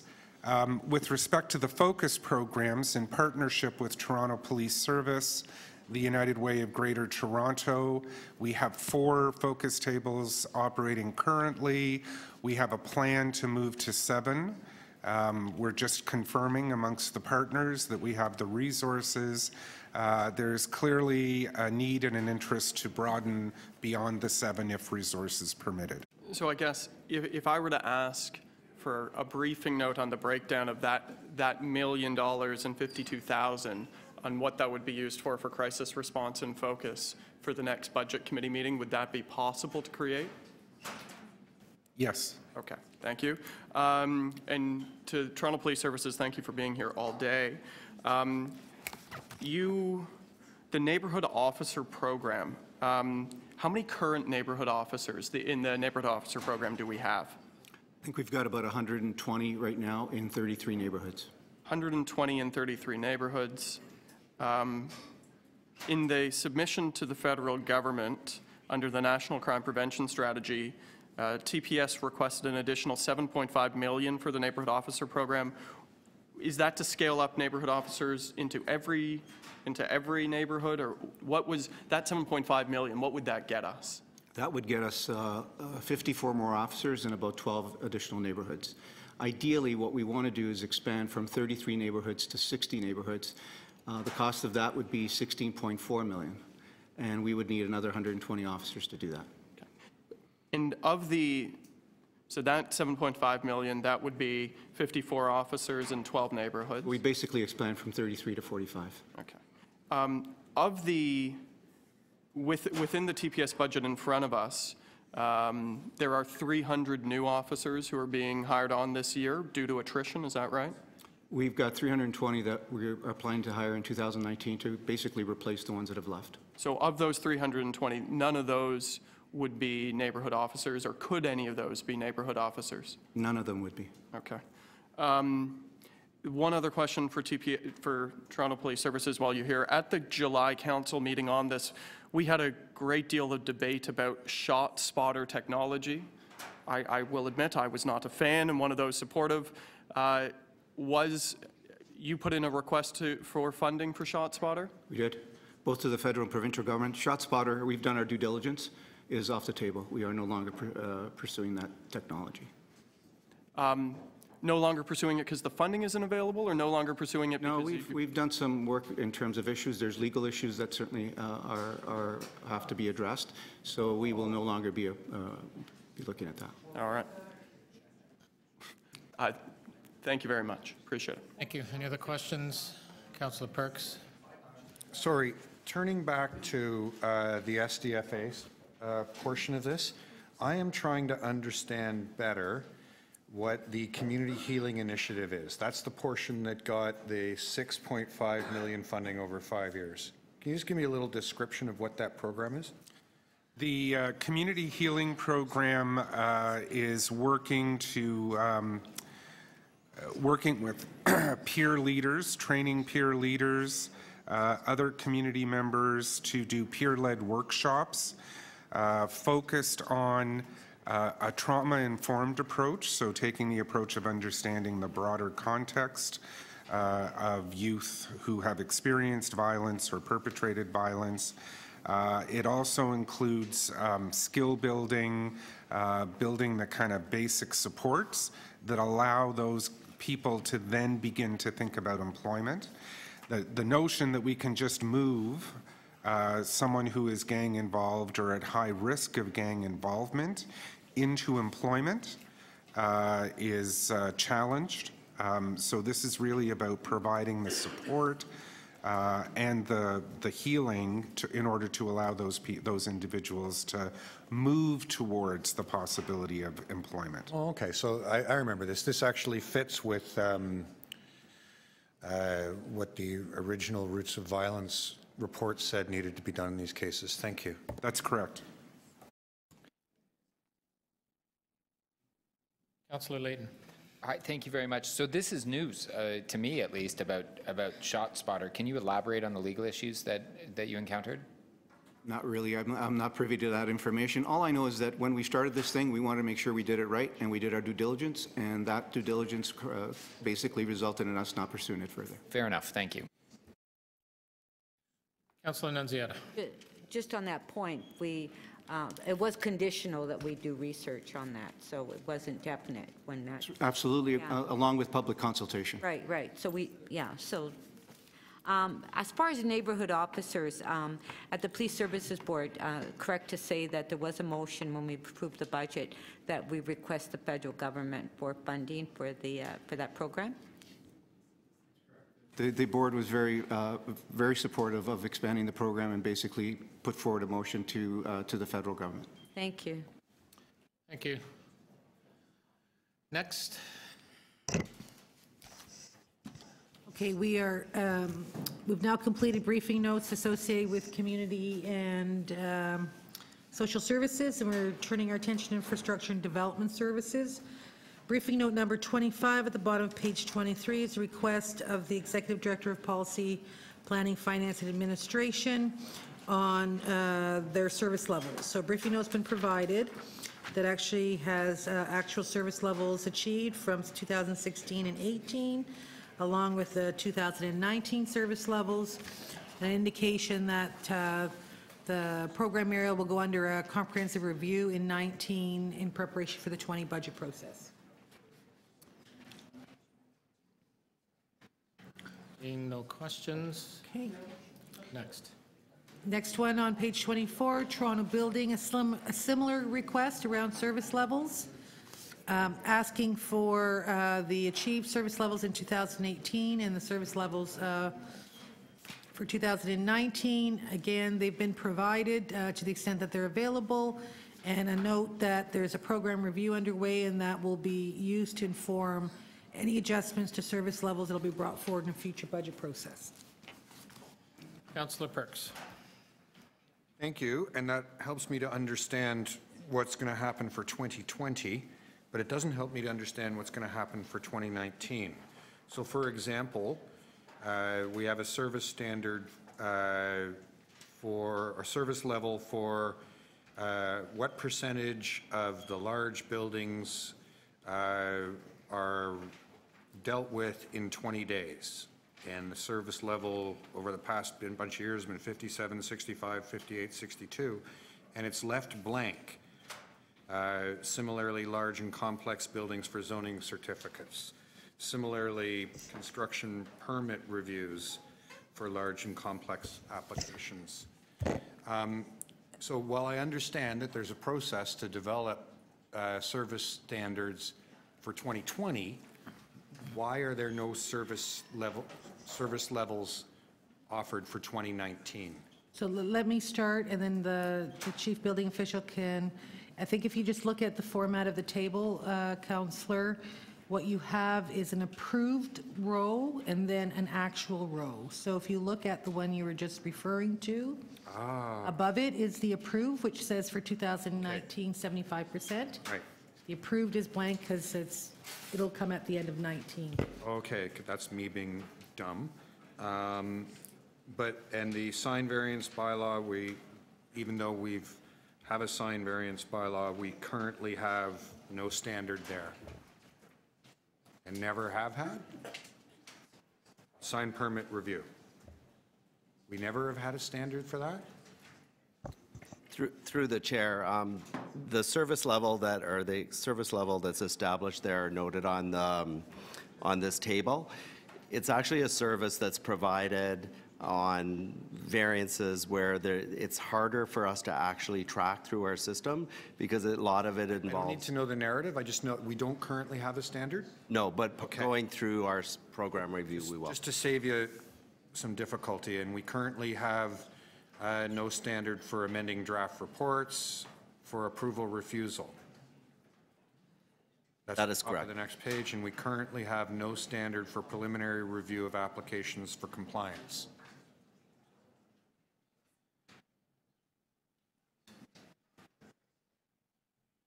That activity, those service levels apply to our sign permits, and that activity is quite low. So we're evaluating whether or not we need a. But just we don't currently have anything. That's correct. Okay, I just needed to understand that. Thank you. Now I understand much better. Seeing no other questions, we'll go on to the next. Okay, briefing note. Okay.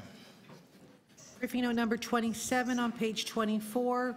Again, from the Chief Building Officer, requesting info on a more detailed explanation of the one-time CPI adjustment referred to on page 10 of the briefing note. So that's been provided, and explanation has been identified. This is an adjustment, a one-time adjustment to the indirect costs associated with the supports to a full cost recovery program.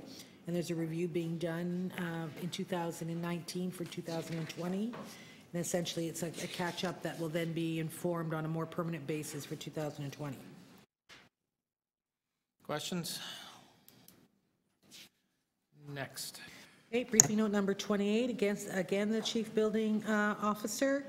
Request about providing some information on the increases in the service and rent category expense from 2017 to 2019. The briefing note provides an explanation by year. There is a table here on page 25 that summarizes the information for you from 17, and then on page 26, 18 and 19 changes. Thank you.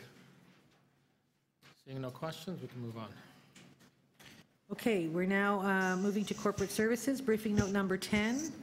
It's a request. Briefing note number 10 was a briefing note that was distributed February 4th, providing an update on the implementation of the TransformTO short-term strategies. It highlighted what has been funded in the 2019 staff recommended operating budget, and provided specific information regarding what those activities were. So that was distributed a while ago, and then subsequently, that's not there yet, sorry. If there's any questions on that. Councillor Perks. Thank you. The briefing note that's in front of me that was prepared here compares what's in the current budget to the operating request for 18. What it does not put in front of me, which is actually what I had asked in the questions, was how does the budget allocation in this year compare to the plan that was put in front of us in 2017? My recollection is that for this year's the implementation was supposed to be 7.3 million and 10 positions, and that what we have in front of us is only 2/3 that amount and half the number of positions. Am I correct in my memory? I think that might be correct through the chair in your memory, but the issue is that the plan that was approved, the TransformTO plan that was approved in July of 2017. And the budget that went with that was approved this time last year. Right, and I appreciate that,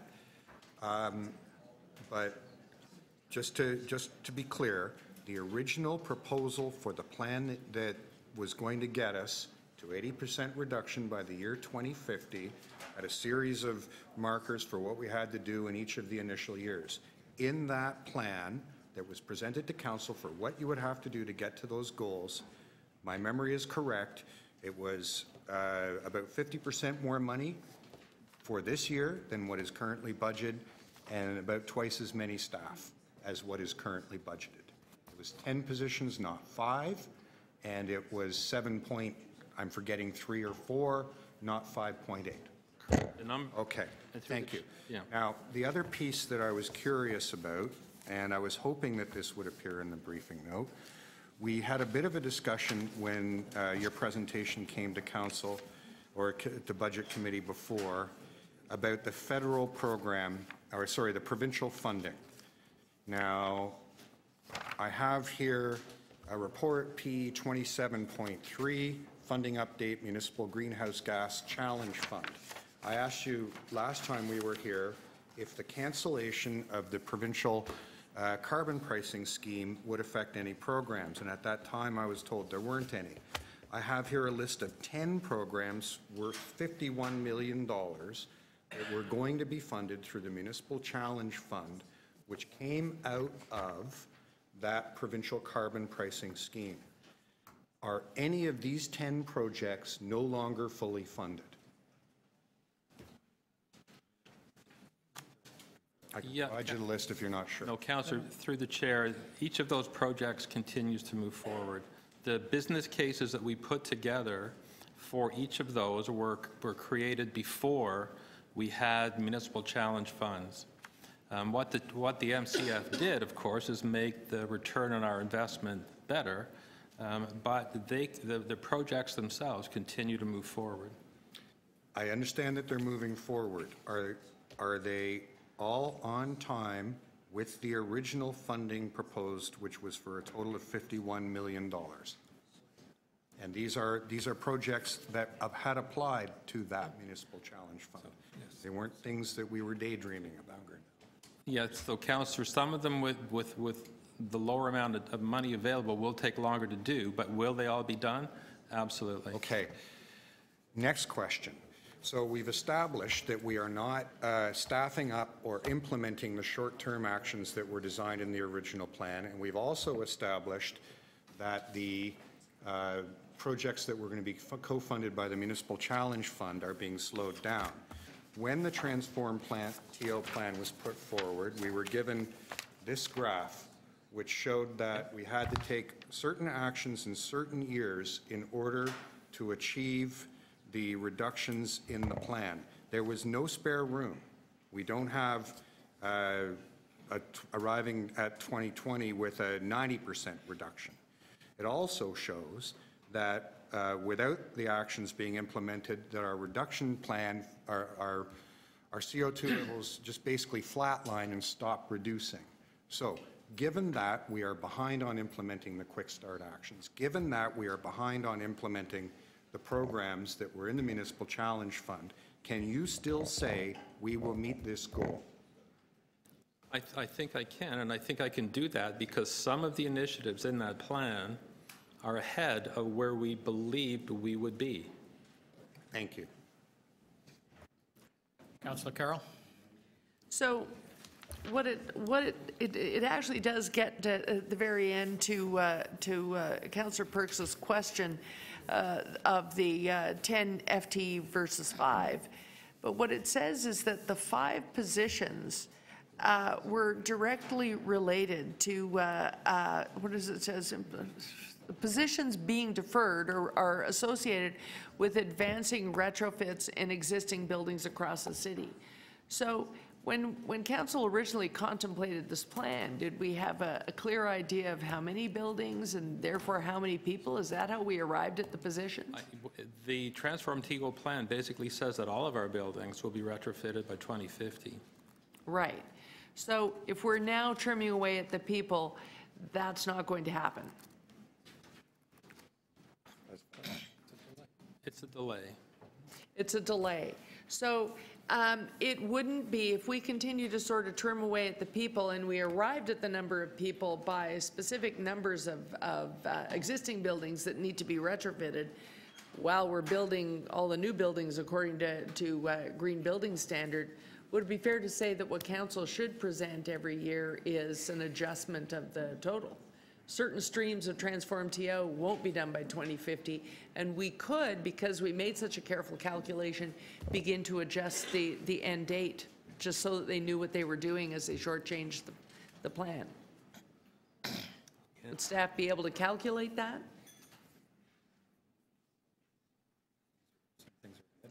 Yeah, Councillor, I think the answer, there's two parts to it. One of them is that overall, we believe that we're ahead of where we said we would be. There are individual elements of that. Streams or all? In some, overall, there are some streams that will be behind, some streams that will be ahead. We can point to those. Okay, so the nature of their, rather than be focused specifically on dollars, we could begin to annually, the budget briefing note should be, what's the new end date for this component of TransformTO? And according to the budget that's put before us, you could adjust it for us. We could do that. Okay, thank you. And I think we're coming forward in Q2 of this year with a status update on where we are with TransformTO. Okay, thank you. Thank you. Councilor McKelvey? Thank you.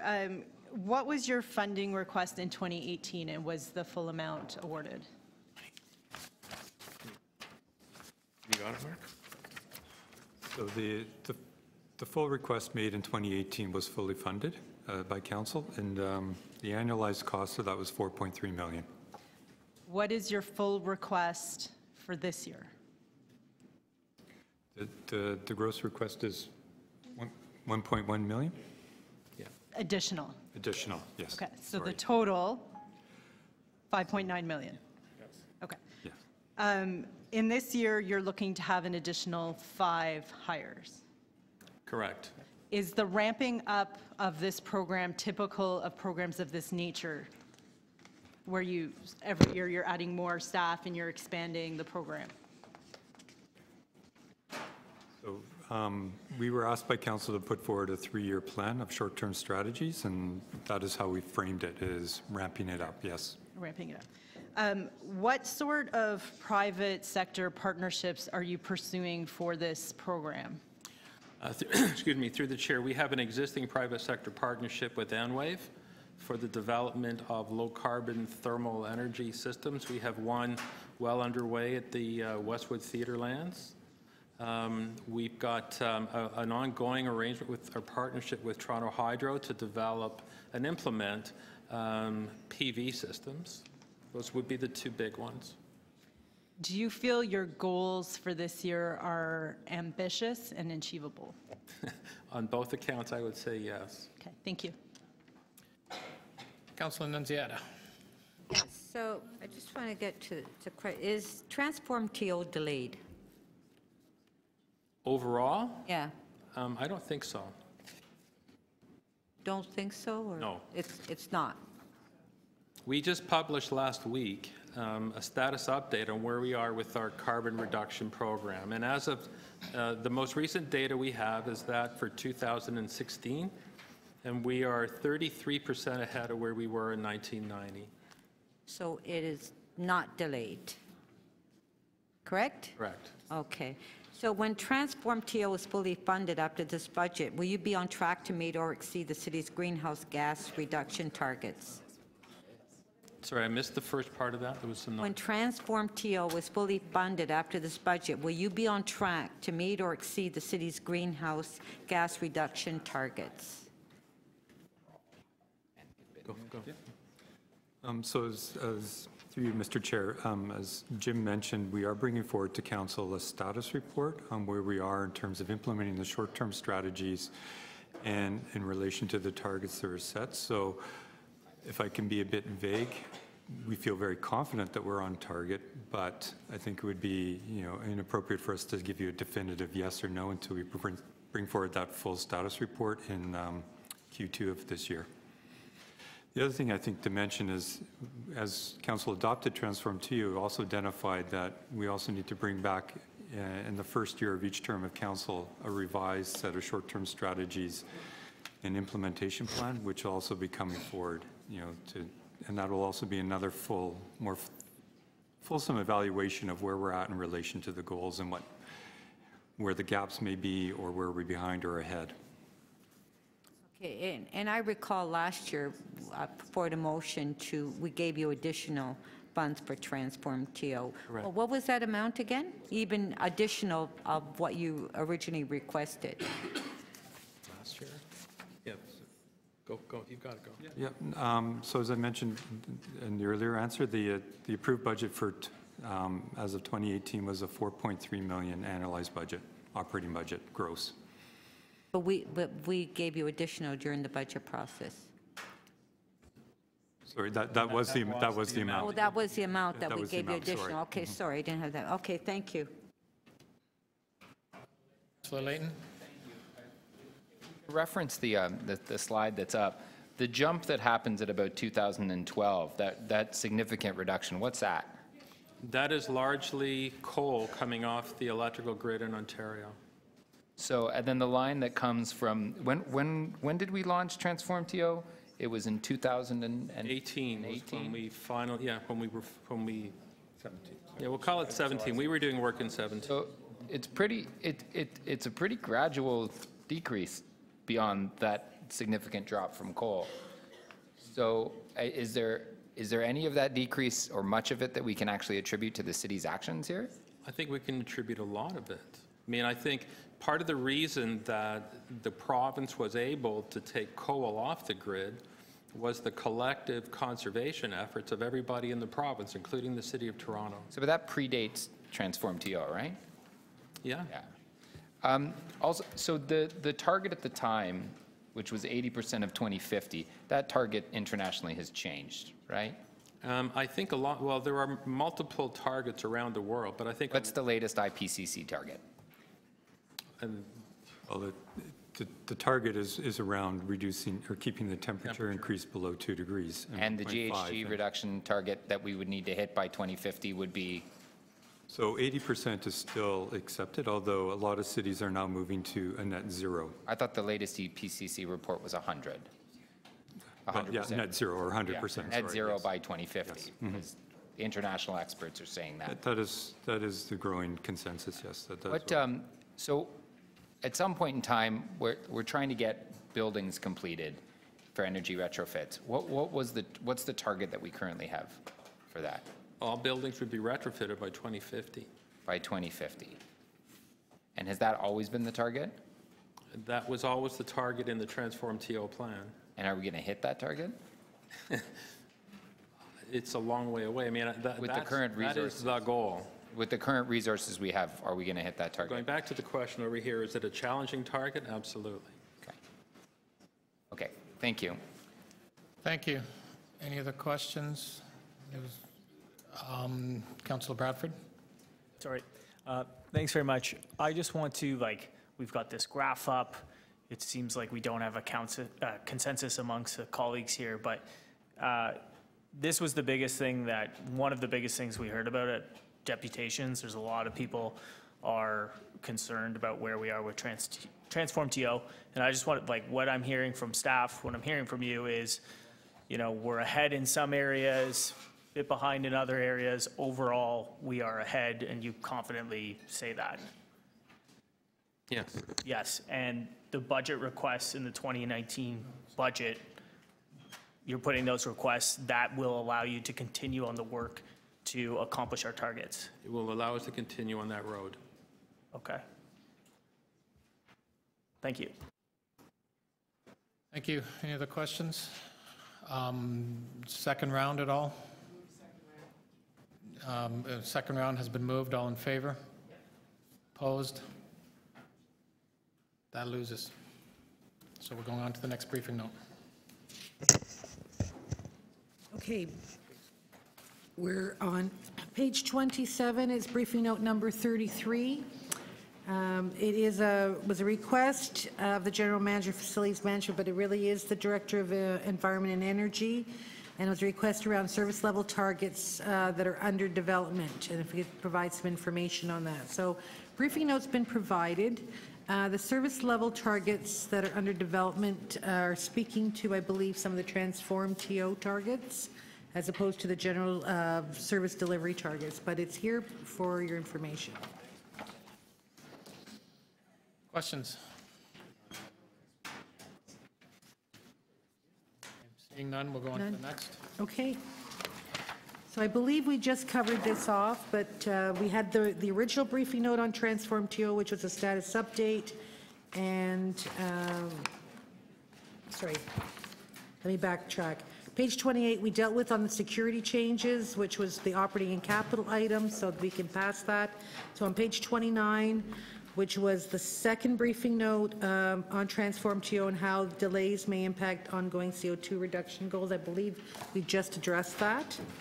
So unless there's any further questions, we'll move on. Page 30, city clerks, we dealt with that. That was a Municipal Elections Act issue and the funding for the costs of the election. Finally, on page 31 was a briefing note request of the Chief Executive Officer of TRCA to provide information on the costs of addressing the funding imbalance between municipalities over 3 years. That has not been provided yet, but will be provided at the final wrap-up meeting on February 20th. Okay, so that ends all budget briefing note requests, Mr. Chair. So page 31, and I will go through these quickly.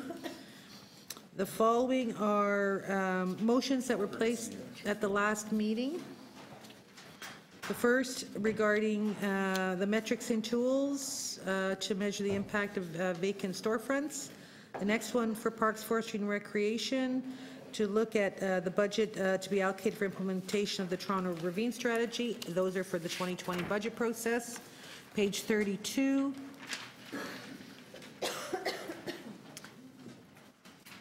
Is a request to look at the poverty, consider following the Poverty Reduction Strategy 2.0, and there are 3 items that are identified there. In Infrastructure and Development Services, there's a motion for city planning for the 2020 budget process, looking at the amount of Section 37 funds secured for affordable housing over the past 5 years. For Transportation Services, there's a motion requesting the General Manager of Transportation to review winter maintenance as requested by Mayor Tory, and there's a series of items to be identified in that review. Continuing on page 33 for Finance and Treasury Services, there's a motion requesting the Chief Financial Officer and Treasurer to work with city divisions and agencies to identify and include in future annual budget process documents the cost reductions and revenue increases resulting from Auditor General's reports and recommendations. Similar type of motion for the Auditor General's office, that City Council requests the Auditor General to include in future AG annual reports beginning in 2020 savings achieved by city divisions and agencies resulting from the implementation of the Auditor General's reports and recommendations. These are all motions going forward. Sorry, Councillor, that are referred to the final wrap-up.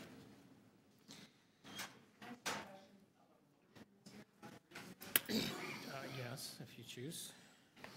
Is it, can I just ask, I'm not sure who moved this motion, but I'm looking at page 33. The motion include in future Auditor General's annual reports beginning in 2020 savings achieved by city divisions and agencies resulting from the implementation of the Auditor General's reports and recommendations. They always are. We always do get that number. What I'm wondering is if the person meant to say, can we, because that, I have a feeling there's been an ongoing issue with this, that what they were really looking for is to make sure that that number now is net of implementing the recommendations. Because we always get a projection of how much you will save if you just do what this Auditor General's report says. But it never really contemplates the cost of implementation. Is it possible the person moving this was getting at that? And it just doesn't say so in the motion? Because that's the one I've been looking for. Because soon that number will say $11 billion, but it never talks about how much it costs to implement. So, through you, Mr. Chair, I believe the motion above that one does, because it does include costs as well as any cost reductions and revenue increases. So we've actually begun, through Mr. Chair, this year to identify any AG recommendation implications, whether it's a cost, a savings, or a revenue change. And this will just, well, I believe this motion formalizes that request. So will we end up, but then what I'm wondering is, what is the end result of this? Beginning in 2020, I know I can always look for a number in the AGM, the AG's annual report. But what's being asked here of the CFO, will that come in conjunction with the AG's report every time? Through the chair, the way I interpret this is you actually have two specific and distinct reports. One is the AG report that comes out independent of the budget process, and this particular motion identifies the fact that it will be a request that the AG track the savings. Within the budget process, which is a completely different document, it will be up to city staff to identify the costs associated and the savings associated with AG recommendations that have been implemented. So if I could just ask, where do you contemplate that being so that we are sure to begin to connect the dots on an annual basis? Will that appear where the AO's annual analyst notes are contained, or somewhere where we'll be able to put those two things together? So through the chair, I would expect that as we prepare budget documentation for you to for council to evaluate the proposed projections, the costs associated with the savings initiatives or the recommendations would be reflected in those materials. Yeah, so through you, Mr. Chair, in fact, if you look at the budget notes this round, you will find where there's been a reduction, we have put in brackets AG. Where there's a cost, we've put in brackets the letters AG, connotating that it comes out of a review. So it's going to be divisional, because what I'm looking for is a global number to go with the global number, if you know what I mean. Yeah. Okay, thank you. Continue. Okay? Yeah. Just following up on page 30. Yeah, no, because it was my motion that I moved last year, you're absolutely correct. That's exactly what the intent of the motion is, that during the budget process that we see each division, the actual savings through the Auditor General's recommendations, which we were not seeing before. Thank you for clarifying that. Thank you. Okay, bottom of page 33 is a member motion coming from City Council regarding the Tommy Thompson Park shuttle service. So that's asking the Chief Financial Officer, Treasurer, and the Deputy City Manager of Community and Social Services to consider, as part of the 2019 budget process, $130,000 to operate a public shuttle service to Tommy Thompson Park. So this would be required of TRCA. We have not received an official request from TRCA for this particular item. The other part of this, other piece of information here is that the park has not been entirely assumed yet by the city. It's still with TRCA ownership, and we believe it's premature to initiate such a service. Okay, finally on page 34, there's a motion that was placed at the last meeting as well, requesting the city manager in consultation with TTC to report on the requests that have been made to the province and federal governments for operating capital investments in TTC's in the Toronto's transit system, and any current and projected funds available from other orders of government in the 10-year capital plan. So those are all the motions, Chair. Any other questions on the motions? Okay. So we're going to turn to the last group, which is essentially the referrals and reports for consideration that are before you for final decision-making at your next meeting. The first one is from the city manager, is Toronto's participatory budgeting pilot evaluation.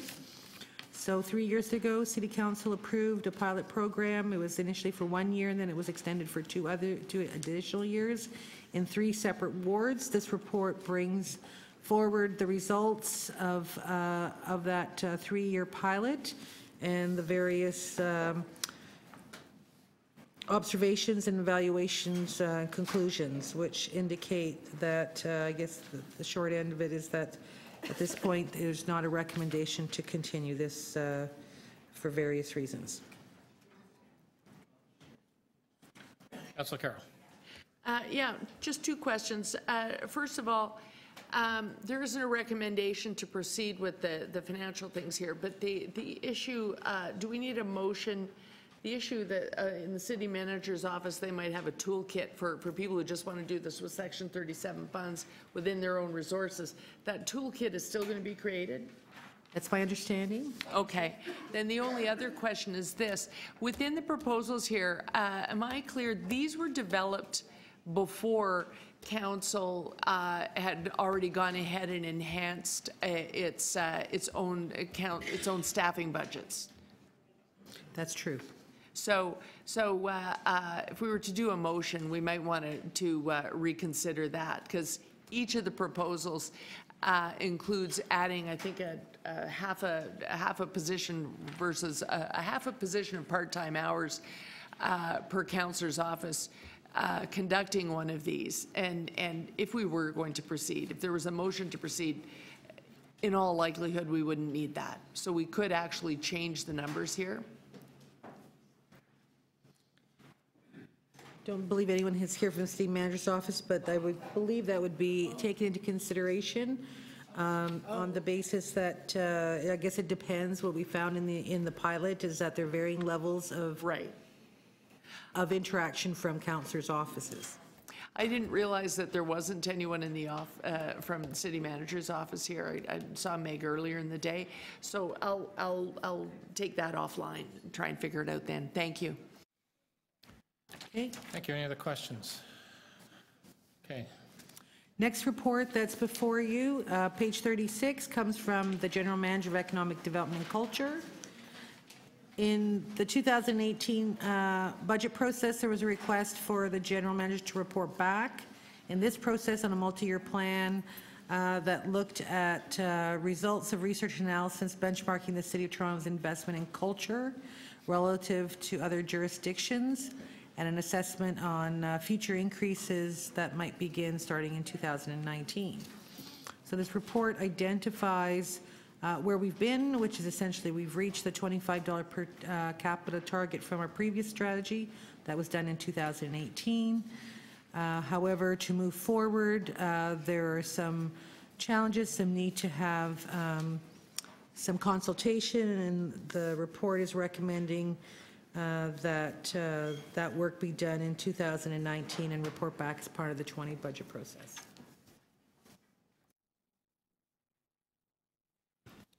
Okay.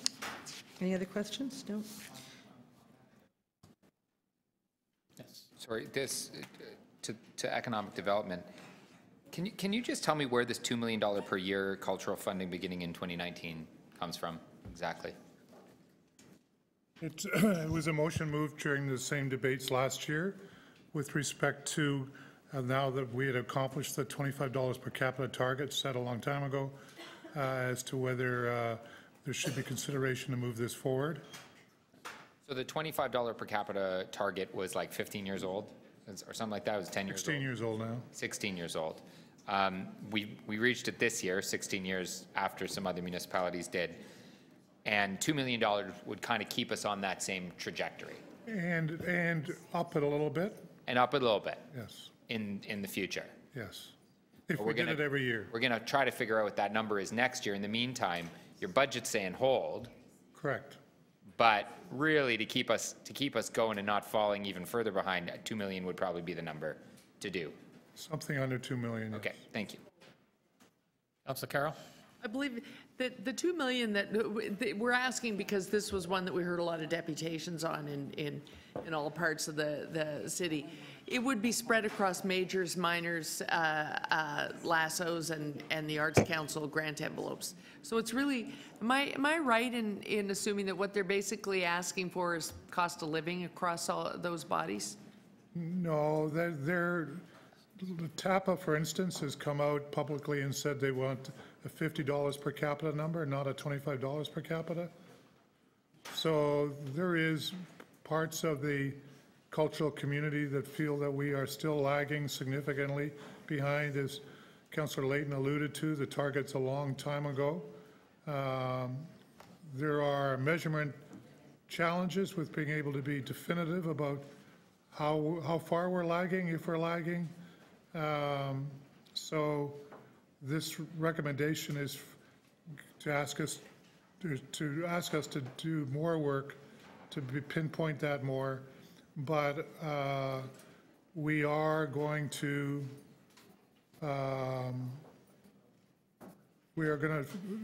fall behind if we don't do something. Yes, yes. And Mr. Chair, I don't know if you'd indulge me. I went out of the room to go to the washroom when the economic development briefing note went by, but it actually relates to the motion that's here with respect to major special events. So we're looking for a little bit of efficiency there. We've made some withdrawals from some major events that we anticipated, and now we're looking for efficiency there. There's another list in a briefing note of things that were announced as areas of focus, and aren't they wonderful? But those are now where you're going to look for in your efficiencies. The one thing that we aren't looking for an efficiency in is restoring the level of expenditure to the year before on travel. I was surprised to see that, because I thought that when I saw the travel number reducing in 2018, I thought that had something to do with the having Global Toronto up and running and taking part in trade missions, but I gather that that is not the case. No, that was because an election year means that there's very little travel for half the year by elected officials. Oh, so the mayor wouldn't be spearheading as many trade missions? Correct. So is it anticipated that, despite the fact that we now have this regional authority, we're still going to be, probably based on our cluster strategy, doing roughly the same number of trade missions? Correct. And how much do we fund Global Toronto as part of the sharing agreement? Are we still? Just shy of $900,000 a year. Okay, thank you. Any other questions? Okay. Okay, we have another report from the General Manager of Economic Development and Culture. This has recommendations essentially to award $750,000 over 3 years to two recipients for significant investments, and this will be fully funded from the Major Special Events Reserve. So the work has been done, now needs to be awarded, and it's being funded from the Major Special Events Reserve. So when we get to that, it just needs to be adopted. Okay. Next one is item 3.4T, Affordable Housing Office. So this is the Housing Now report that was before Council at the end of January.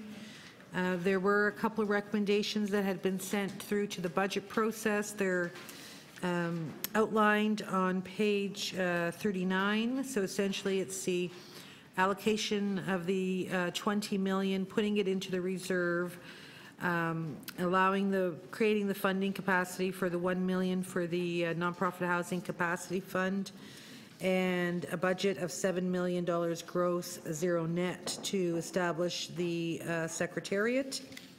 So this budget would have to, so approving this would amend the budgets of the various recipients or participants that are part of the overall secretariat support. There is a recommendation for the bottom of page 40 that's outstanding, and that was a request by Council directing the City Manager to review the staffing in Part 19 of the report, which were essentially the recommendations above, and to report back as part of the 2019 budget process. That report is underway and will be here for the final wrap-up. So depending on what that report says, that may impact the recommendations above. So page 41 and the top of page 42 are transmittal letters or reports from the auditor, from the accountability officers. So I'll just quickly highlight for you. So these are essentially their requests to the committee regarding their budgets. So for the Auditor General's budget, it's a 2.1% increase, or $135,000 over the 2018 budget, no new requests. For the Office of the Integrity Commissioner, the request being transmitted theirs is 767 gross and net, which is a $248,000 increase over 2018. There is a request for $190,000 in new funding, and that's to help support legal and investigative work. The next one is from the Office of the Lobbyist Registrar.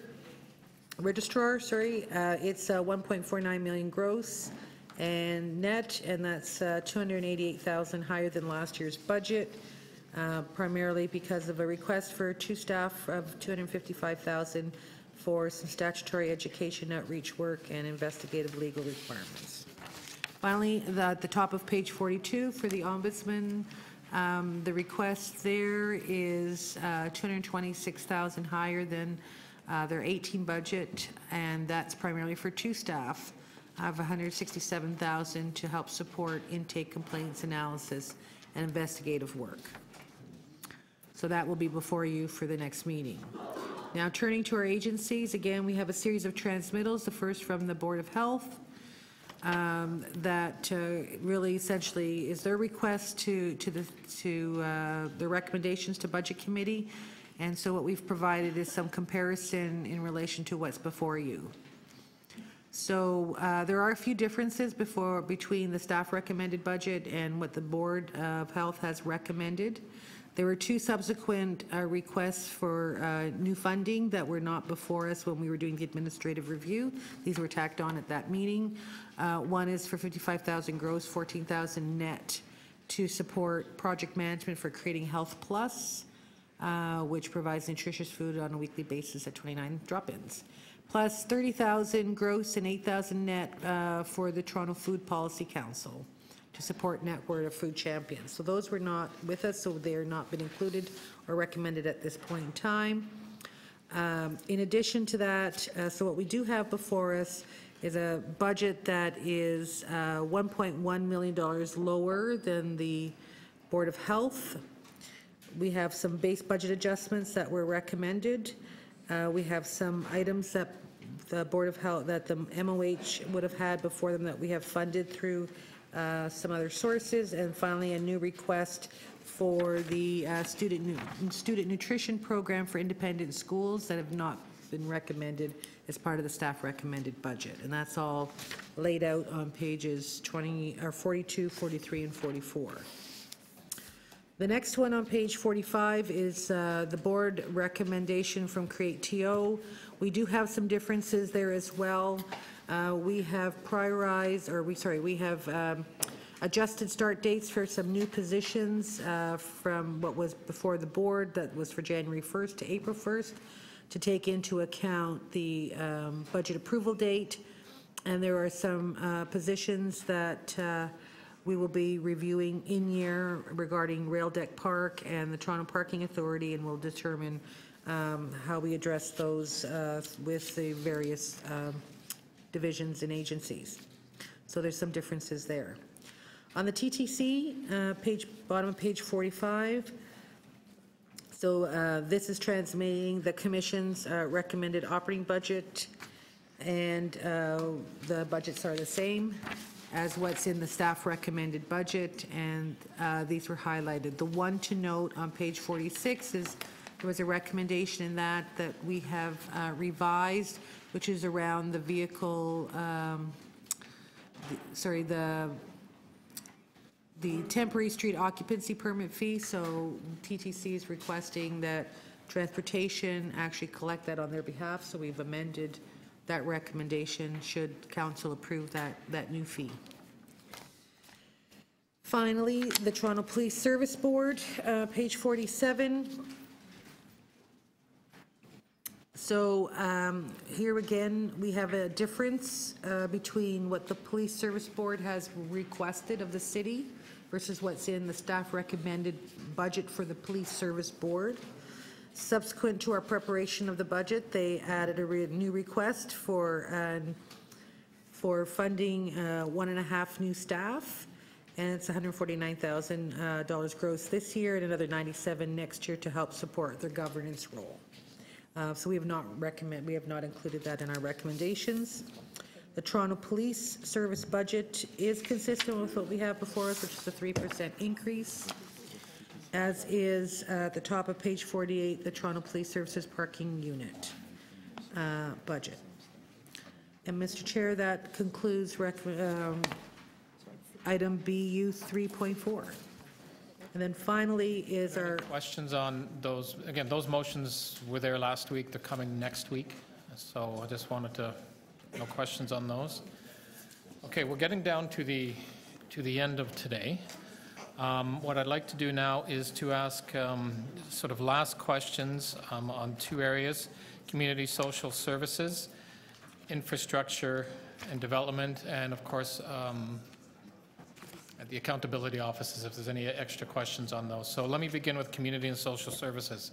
Are there any general questions? We had an opportunity last week to go division by division, but I just want to see if there's any overall questions on that division.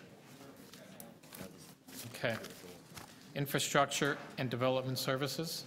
Any questions, overall questions on anything within that area? Anything on the accountability officers, those motions that... I think they talked to them. Okay. So we are... Yes, we are going to recess for 15 minutes. The clerks, as you recall last week, it was a bit of confusion with trying to get everything out so people can look at the motions that are in front of them. They still need to print some of them out. So if we can just take a 10-minute recess so they can print out and send out all the requests. Well, briefing note, there's a number of so we have to do the briefing notes. Most of it's being tabled, but I want to make sure you have it all in front of you. Okay, so we'll take a 10-minute recess.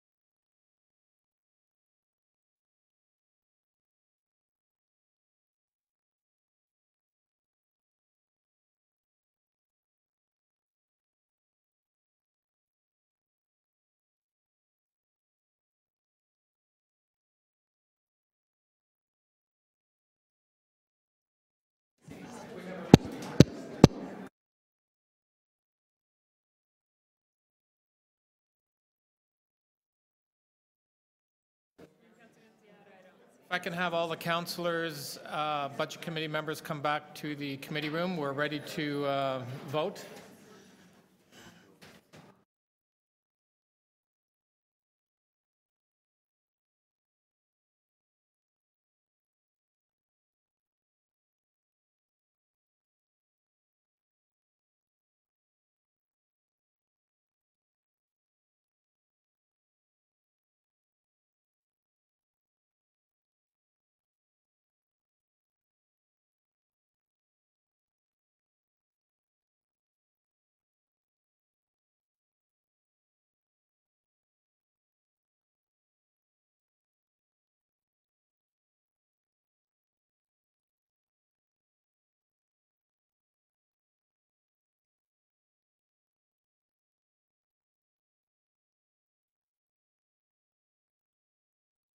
Okay, we're back in session. We now are going to be doing, I guess, speaking and moving some motions, primarily some briefing note requests. I believe we're going to begin with Councillor Layton. Thank you very much. I don't think there's any or was there one briefing note? No, Or yours reports? They were just reports okay. or items to be eventually referred to staff. I can't remember which ones are going to go up. This has to do with the lane occupancy fee. I don't think we're charging enough. And if we're using our TPA parking rates as the basis for fair market value, I think we're making a big error. I also see that the TTC, and I think by way of a motion from Councillor Crawford, it might bring this in around pricing them accordingly if they cost us money by redirecting TTC routes or slowing down transit vehicles. So that's one. Just ask for a report back. The next one, again, a report back on expansion of the rent bank and trusteeship programs. If you were lucky enough to be here for our deputations from those benefiting from this program and not, I think you'll see, like, this is how we keep people in their homes in an inexpensive way. I think it's money well spent, but rather than throw some numbers out there, I think it's probably best to just ensure it's got some consideration and see it in the budget next time or earlier if possible. And then the latest IPCC report says that our target should be 100% by 2050. And as difficult that may be to achieve and as lofty a goal, I think in order to live up to our international reputation as a leader on the subject, our target 25 years from now, or sorry, 30 years from now, when we're all probably gone from this place, should be included there, and it should be reflective in our TransformTO recommendations. I'll save any comments for the budget wrap-up, but I hope you can support these recommendations going forward. Thank you. I believe I am next. I have a number of briefing note requests. This is one, and everybody has a copy of them in front of them. Toronto Transit Commission to look for recent improvements in capacity on the network, system fares compared to the Toronto Transit Commission fares, and a methodology to calculate the proposed lane occupancy recovery fee.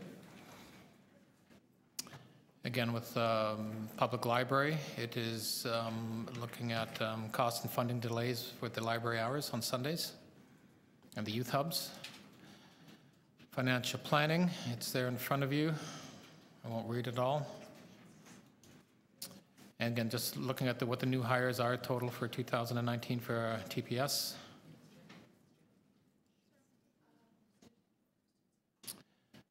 Shelter support and housing. I won't read it all, it's in front of you. It's just looking for some numbers. And that's that we're going to receive all these briefing notes. I'm not going to read them all, but there's lots of them there. And the considerations of all motions referred from the Budget Committee meeting on February 4th and 6th, and motions by Councillor Layton from this meeting be referred to the February 20, 2019 meeting. That's for next week. Consideration of the item be deferred until February 20th, 2019 meeting next week. So we'll move this one, and then we'll do the rest as a, well, so we're starting on mine? Okay. So this is the first one. All in favor? Opposed? That loses. Next, I could do the rest as a package if that loses 3 to, on a tie. Next, I could do the rest as a package if anybody wants to do all my other ones as a package.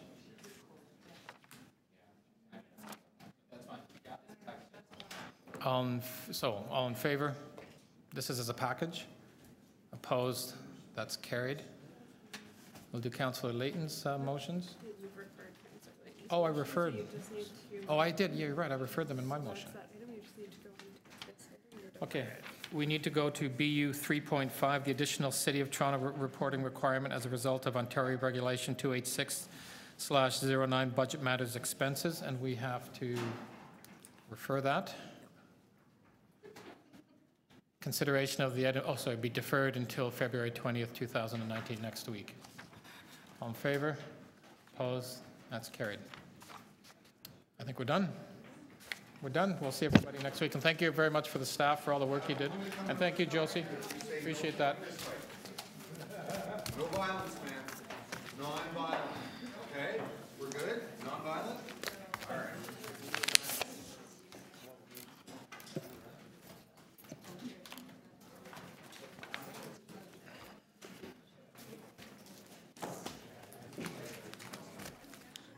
Okay. Thank you.